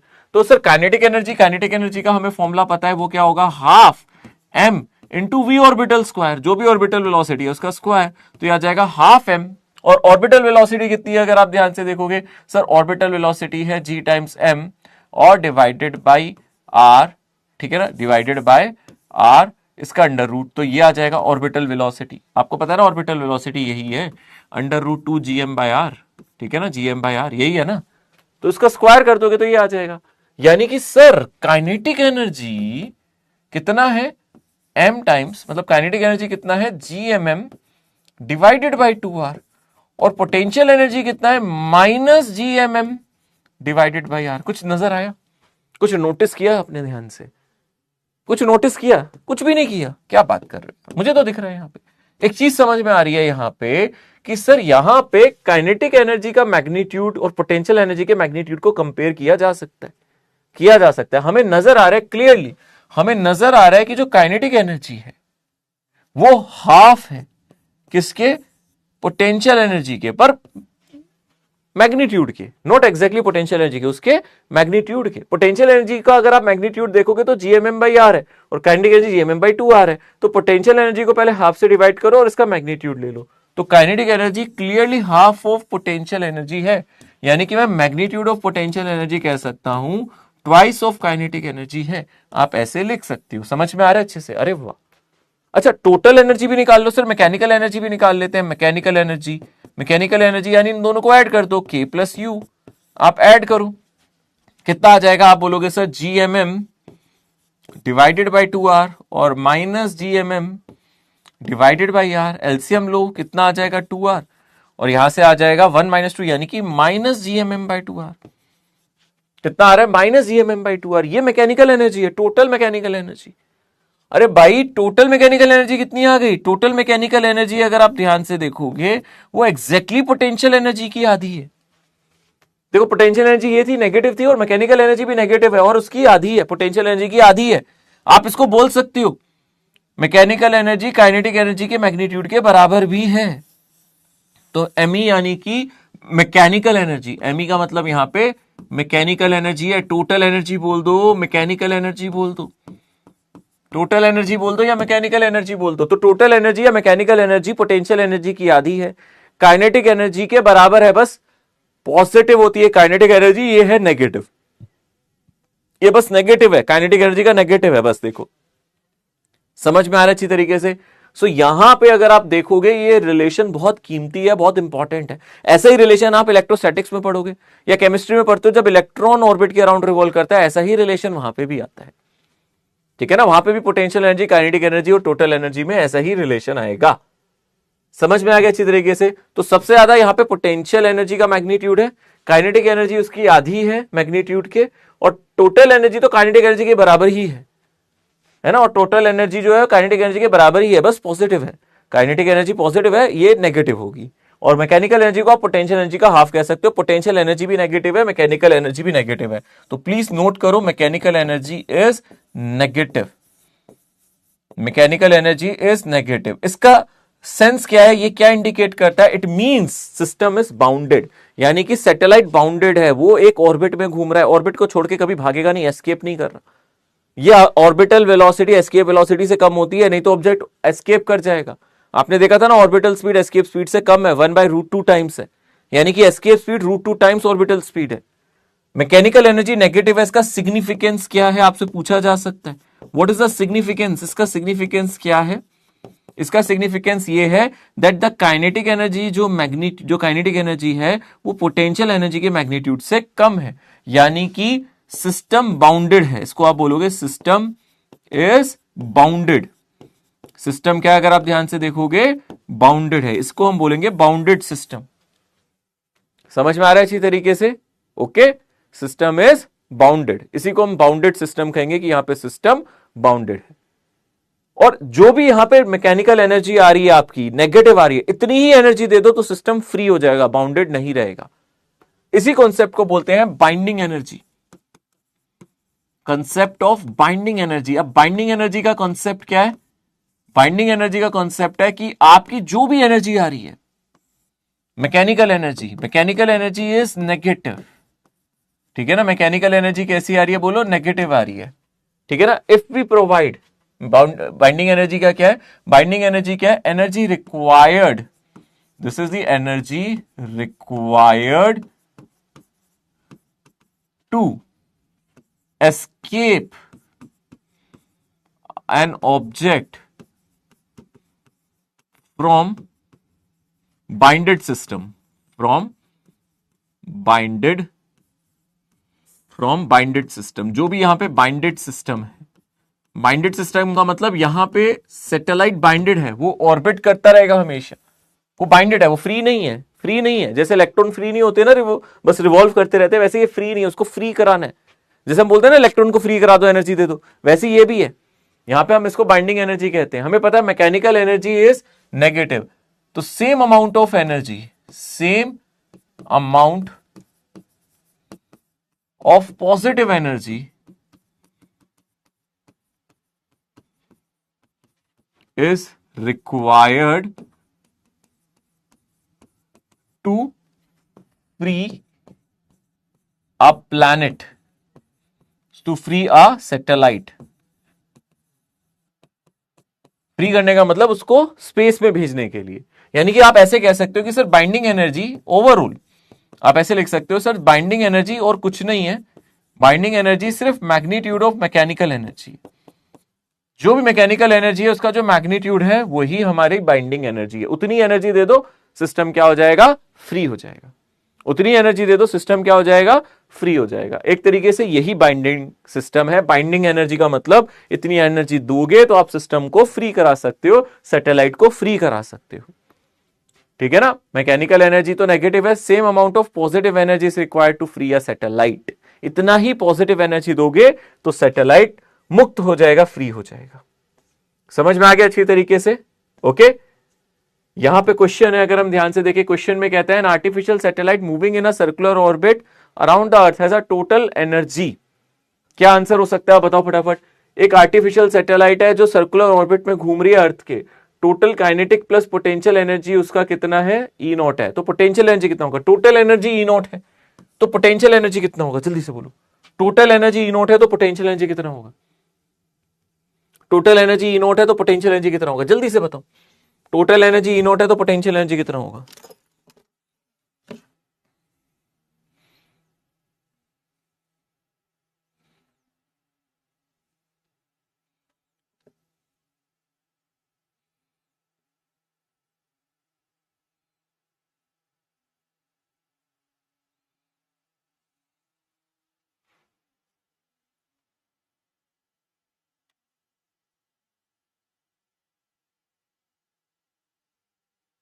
ठीक है, चलो अगर आप ध्यान से देखोगे यहां पे डेफिनेटली टोटल एनर्जी अगर हमारी ई नॉट है तो ई नॉट एक नेगेटिव नंबर होगा, ऑब्वियस सी बात है। पोटेंशियल एनर्जी डायरेक्टली मैं कह सकता हूं टोटल एनर्जी का हाफ होती है।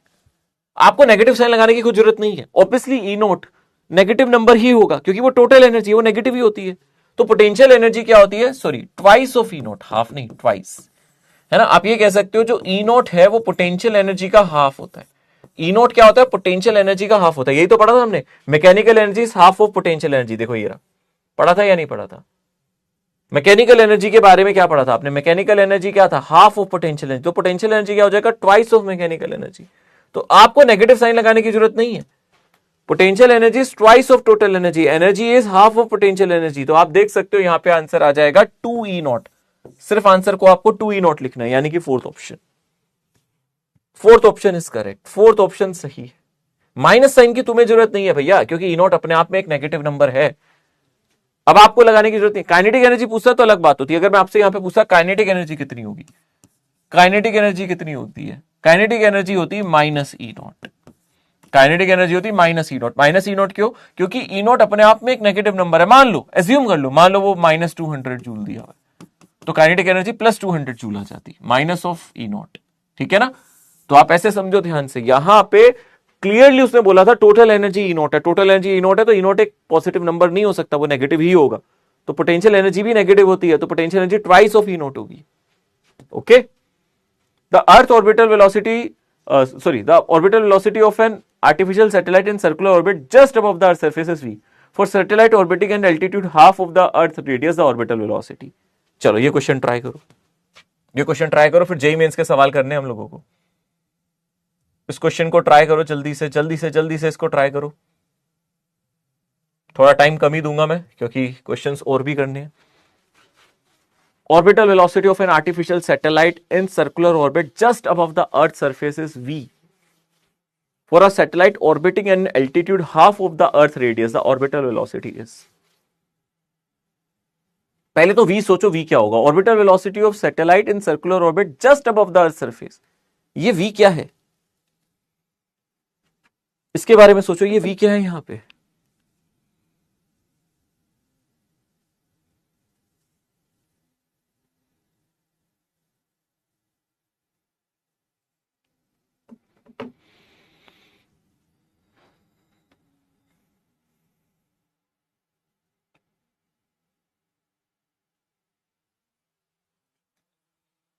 ठीक है, आप पहले बताओ अर्थ की जस्ट सरफेस पे ऑर्बिट करने के लिए ऑर्बिटल वेलोसिटी क्या होगी? तुम अर्थ पे खड़े हो, यहां पे अर्थ पे खड़े हो, तुम जानते हो कि अगर मैं इस पेन को किसी एक स्पीड से ऐसे फेंकूं, अर्थ के पैरेलल फेंकूं, ऐसे बिल्कुल अर्थ के पैरेलल फेंकूं, वो ऑर्बिटल स्पीड से फेंकूं, तो वो हमेशा मूव करता रहेगा, कभी गिरेगा नहीं। तो मैं लग रहा होगा ये मुमकिन नहीं है सर, पर ये है। मुमकिन इसलिए नहीं है कि सर वो कहीं जाके टकरा जाएगा, रास्ते में किसी ना किसी चीज से टकरा जाएगा। हाँ, अगर बिल्डिंग बिल्डिंग नहीं हो, कोई सामने ऑब्जेक्ट ना हो, तो तब की बात कर रहा हूं। मतलब अगर किसी ऑब्जेक्ट को आप किसी स्पीड से फेंकते हो ऐसे, आपको पता है अर्थ फ्लैट नहीं होती, असलियत में अर्थ कैसी होती है? अर्थ फ्लैट थोड़े ना होती है। तो आप किसी ऑब्जेक्ट को जब फेंकोगे, समझो यहां पे, है ना, ध्यान से समझना, अर्थ फ्लैट नहीं है, ठीक है, मैं नेक्स्ट स्लाइड पे बता देता हूं, ठीक है ना, ऐसे समझो ध्यान से, है ना, अर्थ फ्लैट थोड़ी ना। तुमने यहां पे किसी ऑब्जेक्ट को ऐसे फेंका पैरेलली, तो ये ऑब्जेक्ट ऐसे ऐसे ऐसे ऐसे ऑर्बिट करता रहेगा।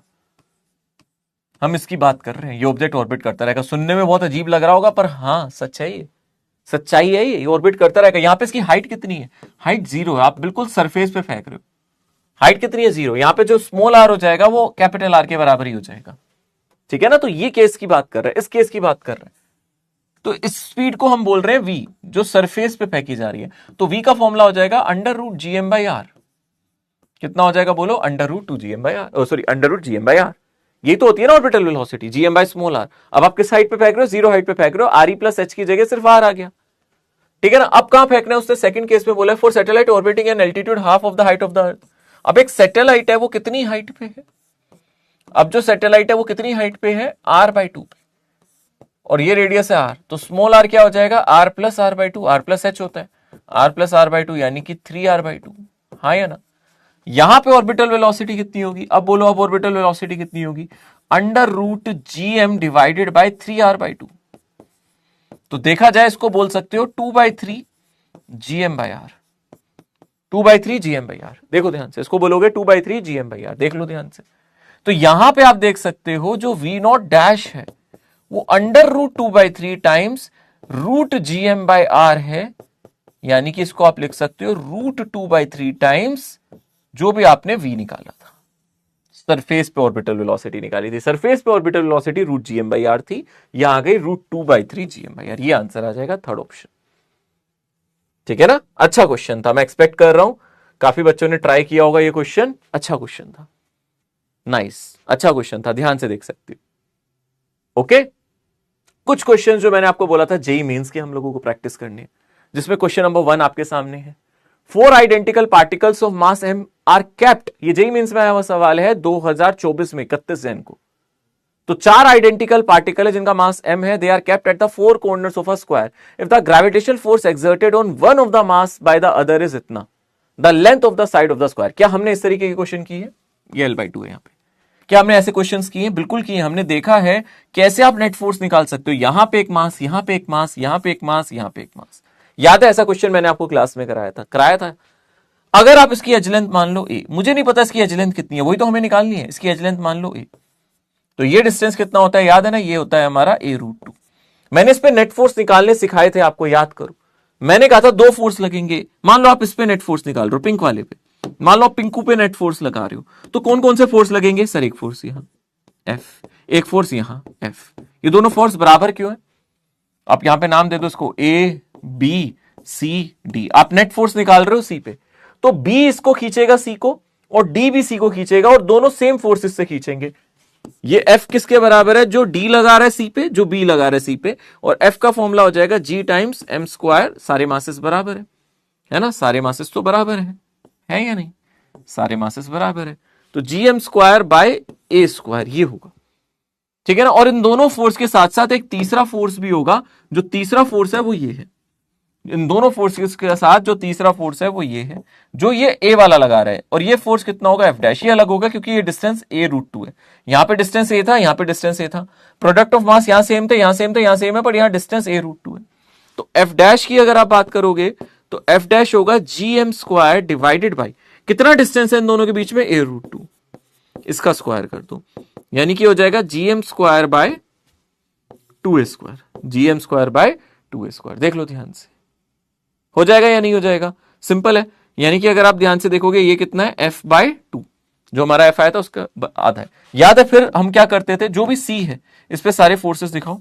सी पे सर आप फोर्स कहोगे यहां पे एफ था, यहां पे एफ था, इन दोनों का रिजल्टेंट ले लो।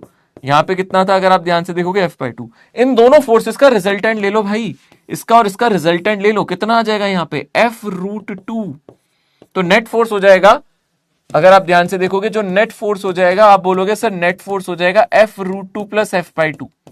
क्लास में कराया हुआ क्वेश्चन है, जेईई मेंस में भी आया हुआ है।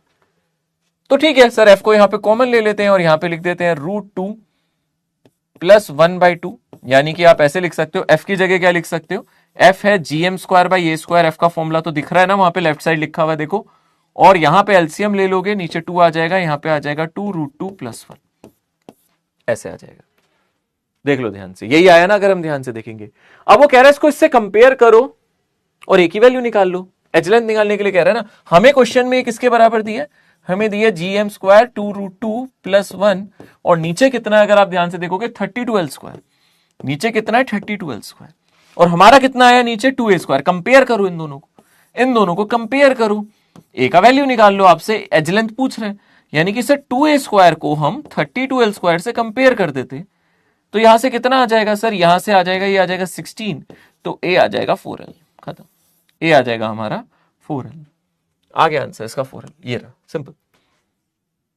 ठीक है, हो जाएगा ये क्वेश्चन, इजी है। जल्दी से मुझे कमेंट्स में बताओ, हो जाएगा ये क्वेश्चन। करा था ना ऐसा क्वेश्चन, क्लास में कराया था ना, कराया था या नहीं कराया था, ऐसा क्वेश्चन क्लास में करा हुआ है। अगला देखो, two identical particles of mass m go around in a circle of radius a under the action of their mutual gravitational attraction. The angular speed of each particle will be. अब ध्यान से देखना, दो आइडेंटिकल मासेस हैं, आपने कहा sir एक मास यहां ले लेते हैं, एक मास यहां ले लेते हैं, दो आइडेंटिकल मासेस हैं, ये m है, ये m है। मान लो एक दूसरे को ऐसे ज्वाइन कर रहे हैं, मान लो एक दूसरे को ज्वाइन कर रहे हैं, इनके बीच में कुछ डिस्टेंस होगा r। कितना डिस्टेंस होगा बोलो, r होगा, ठीक है। और वो क्या कह रहे हैं, दोनों एक सर्कल में घूम रहे हैं around a radius a under the action of their mutual gravitational attraction. देखो भाई सिमेट्री, ऑब्वियस सी बात है, दोनों मास m पे है, इनका कहीं ना कहीं सेंटर होगा। अगर ये रिवॉल्व कर रहे होंगे तो ऐसे सर्कल में घूम रहे होंगे, दोनों ही सर्कल में घूम रहे होंगे, ये दोनों मासेस ऐसे ऐसे सर्कल में घूम रहे होंगे एक दूसरे के ग्रेविटेशन फोर्स के कारण, दोनों एक दूसरे के ग्रेविटेशन फोर्स के कारण घूम रहे होंगे। पर जिस सर्कल में घूम रहे उसका रेडियस कितना दिया, उस सर्कल का रेडियस कितना दिया अगर आप ध्यान से देखोगे a, तो आप समझ गए r को आप 2a लिख सकते हो। ऑब्वियस सी बात है, जो इन दोनों के बीच का डिस्टेंस है वो 2a होगा, क्योंकि वो सेंटर के अबाउट ही तो दोनों रोल कर रहे होंगे, सेंटर के अबाउट ही तो दोनों सर्कुलर मोशन में होंगे ना भाई। ये सेंटर है, सिमेट्री के अबाउट दोनों घूम रहे हैं, ये इसके ग्रेविटेशन फोर्स में घूम रहे हैं, ये इसके ग्रेविटेशन फोर्स में, और सर्कल में घूम रहे हैं, सिमेट्रिकली घूम रहे हैं। तो इनके बीच का डिस्टेंस अगर r था और रेडियस a है, तो r को मैं 2a नहीं लिख सकता क्या, लिख सकता हूं ना। अब आप किसी भी एक ऑब्जेक्ट को देखो, दोनों को देखने की जरूरत नहीं है, आप सिर्फ एक ऑब्जेक्ट को देखो, इस पे कितना ग्रेविटेशन फोर्स लग रहा है ये देखो, और इस पे कितना सेंट्रीपिटल फोर्स लग रहा है। आप बोलोगे किसी भी एक ऑब्जेक्ट पे देखो, उस पे जो ग्रेविटेशन फोर्स होगा वही सेंट्रीपिटल फोर्स होगा, ध्यान से समझना। अब इस पे ग्रेविटेशन फोर्स देखो, कौन लगा रहा है इस पे ग्रेविटेशन फोर्स, ये लगा रहा है। कितना ग्रेविटेशन फोर्स है, g times product of mass divided by दोनों के बीच का डिस्टेंस। दोनों के बीच का डिस्टेंस कितना है, 2a और उसका स्क्वायर। दोनों के बीच का डिस्टेंस कितना है, 2a और उसका स्क्वायर। और सेंट्रीपिटल फोर्स mv²/r होता है। हमें क्या निकालना है, हमें क्या निकालना है, हमें निकालना है एंगुलर स्पीड। तो सेंट्रीपिटल फोर्स को mv²/r नहीं, mr², m into radius, radius कितना है, m इंटू रेडियस, रेडियस कितना है a, 2a नहीं है, रेडियस इसका कितना है a इंटू ω², ये लिखोगे। mv²/r की जरूरत नहीं है, क्योंकि हमें एंगुलर स्पीड निकालनी है, लीनियर स्पीड नहीं। भाई देखो m से m कट जाएगा, एक m से एक m कट जाएगा, दिख रहा है तुम्हें।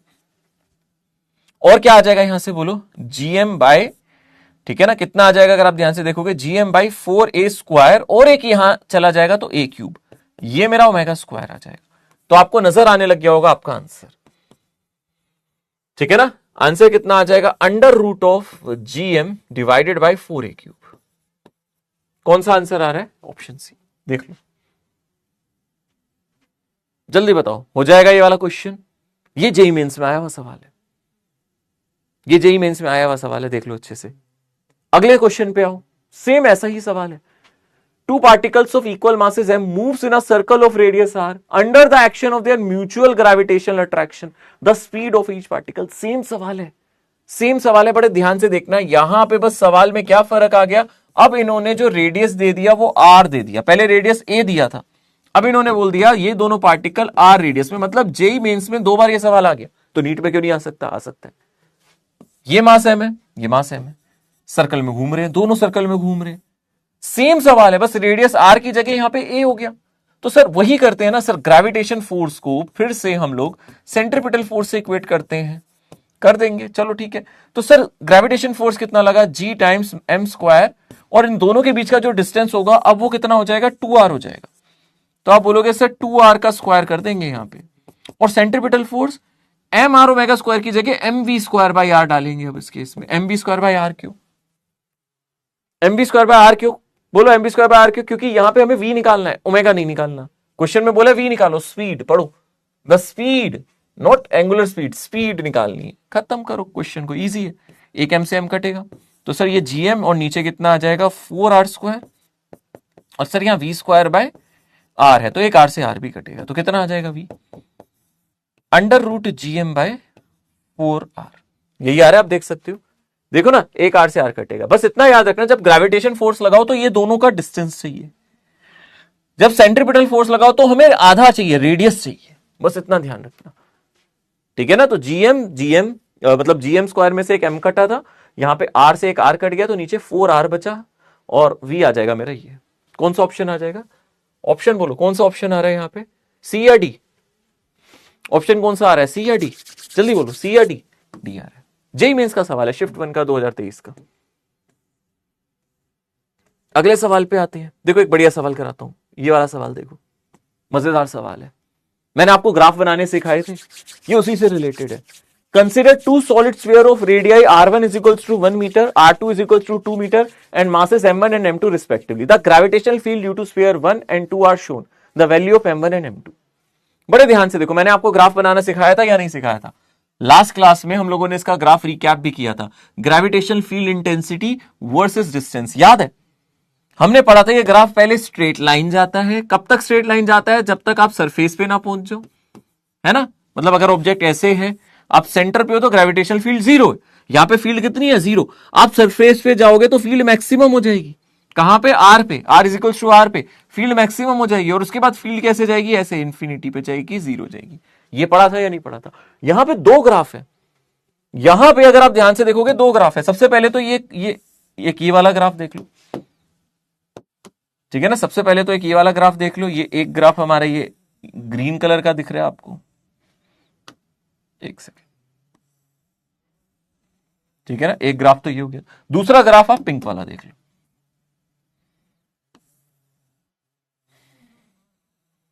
ठीक है ना। दोनों ग्राफ है, मतलब दो अलग अलग ऑब्जेक्ट के, दो अलग अलग ऑब्जेक्ट के, पहला ऑब्जेक्ट 1, दूसरा ऑब्जेक्ट 2। एक ऑब्जेक्ट 1 है और दूसरा ऑब्जेक्ट 2 है। R1 का रेडियस 1 मीटर है, ये 1 मीटर वाला है R1, और दूसरा ऑब्जेक्ट इससे बड़ा है, उसका रेडियस अगर आप ध्यान से देखोगे R2, ये हमारा 2 मीटर है, R1 हमारा 1 मीटर का था, देख लो ध्यान से, ठीक है, समझ में आ रहा है। पहले वाले का जो मास है m1 है, दूसरे वाले का मास क्या है? m2। अब आप अगर ध्यान से देखो, जो 1 वाला है उसका कितना दे रखा है? ये रहा 2 के आसपास है, ये रहा 2 के आसपास है, और इसकी जो फील्ड है मैक्सिमम वो 3 है। सरफेस पे फील्ड कितनी होगी? सरफेस पे फील्ड कितनी होगी एट सरफेस?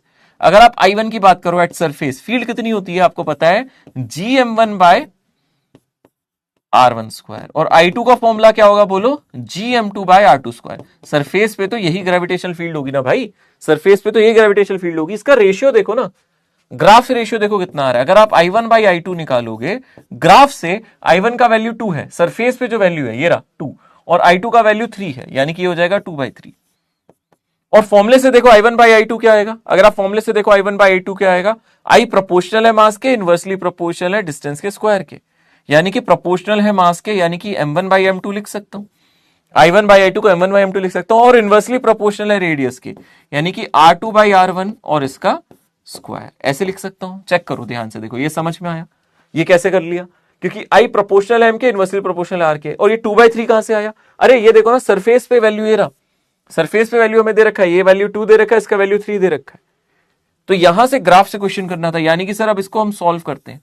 सॉल्व कैसे करेंगे? अब देखो 2/3 किसके बराबर आ जाएगा? M1 बाई M2, और हमें पता है R2 बाई R1 कितना होगा? R2 बाई R1 हो जाएगा 2/1 और इसका स्क्वायर, 2/1 और इसका स्क्वायर यानी कि 2/3 और इंटू ये नीचे 4 आ जाएगा, ये आ जाएगा m1/m2। तो कितना आ रहा है m1/m2? अगर आप ध्यान से देख रहे हो m1/m2 कितना आ जाएगा यहाँ पे 1/6। कितना आ जाएगा 1/6। ये आंसर आ जाएगा option D. Option D is correct. देखो अच्छा सवाल था, ठीक है ना, अच्छे सवालों में से एक सवाल था, ठीक है। देख लिया आप लोगों ने। क्या ये सवाल आप लोग ट्राई करोगे? क्या ऐसा क्वेश्चन मैंने आपको क्लास में समझाया था? अब ये जेई मेंस में आया हुआ है 2021 में। इसको ट्राई करोगे खुद से, खुद करोगे इसको ट्राई। एक इसको ट्राई करना, एक इस क्वेश्चन को ट्राई करना, ये भी अच्छा सवाल है। इन दो क्वेश्चन को आपको ट्राई करना, मैं नेक्स्ट क्लास में डिस्कस करूंगा, पक्का डिस्कस करूंगा, ठीक है। सो आज क्लास यहीं खत्म होती है, आज की कक्षा यहीं समाप्त। कल मिलेंगे, कल डिस्कशन करेंगे मजेदार क्वेश्चंस के साथ, फिर आगे आएंगे और कुछ जेईई मेंस के सवाल लाऊंगा, इंटरेस्टिंग सवाल लेके आऊंगा। तब तक के लिए take care, see you soon and happy teachers day to all of you once again. Bye bye everyone, bye.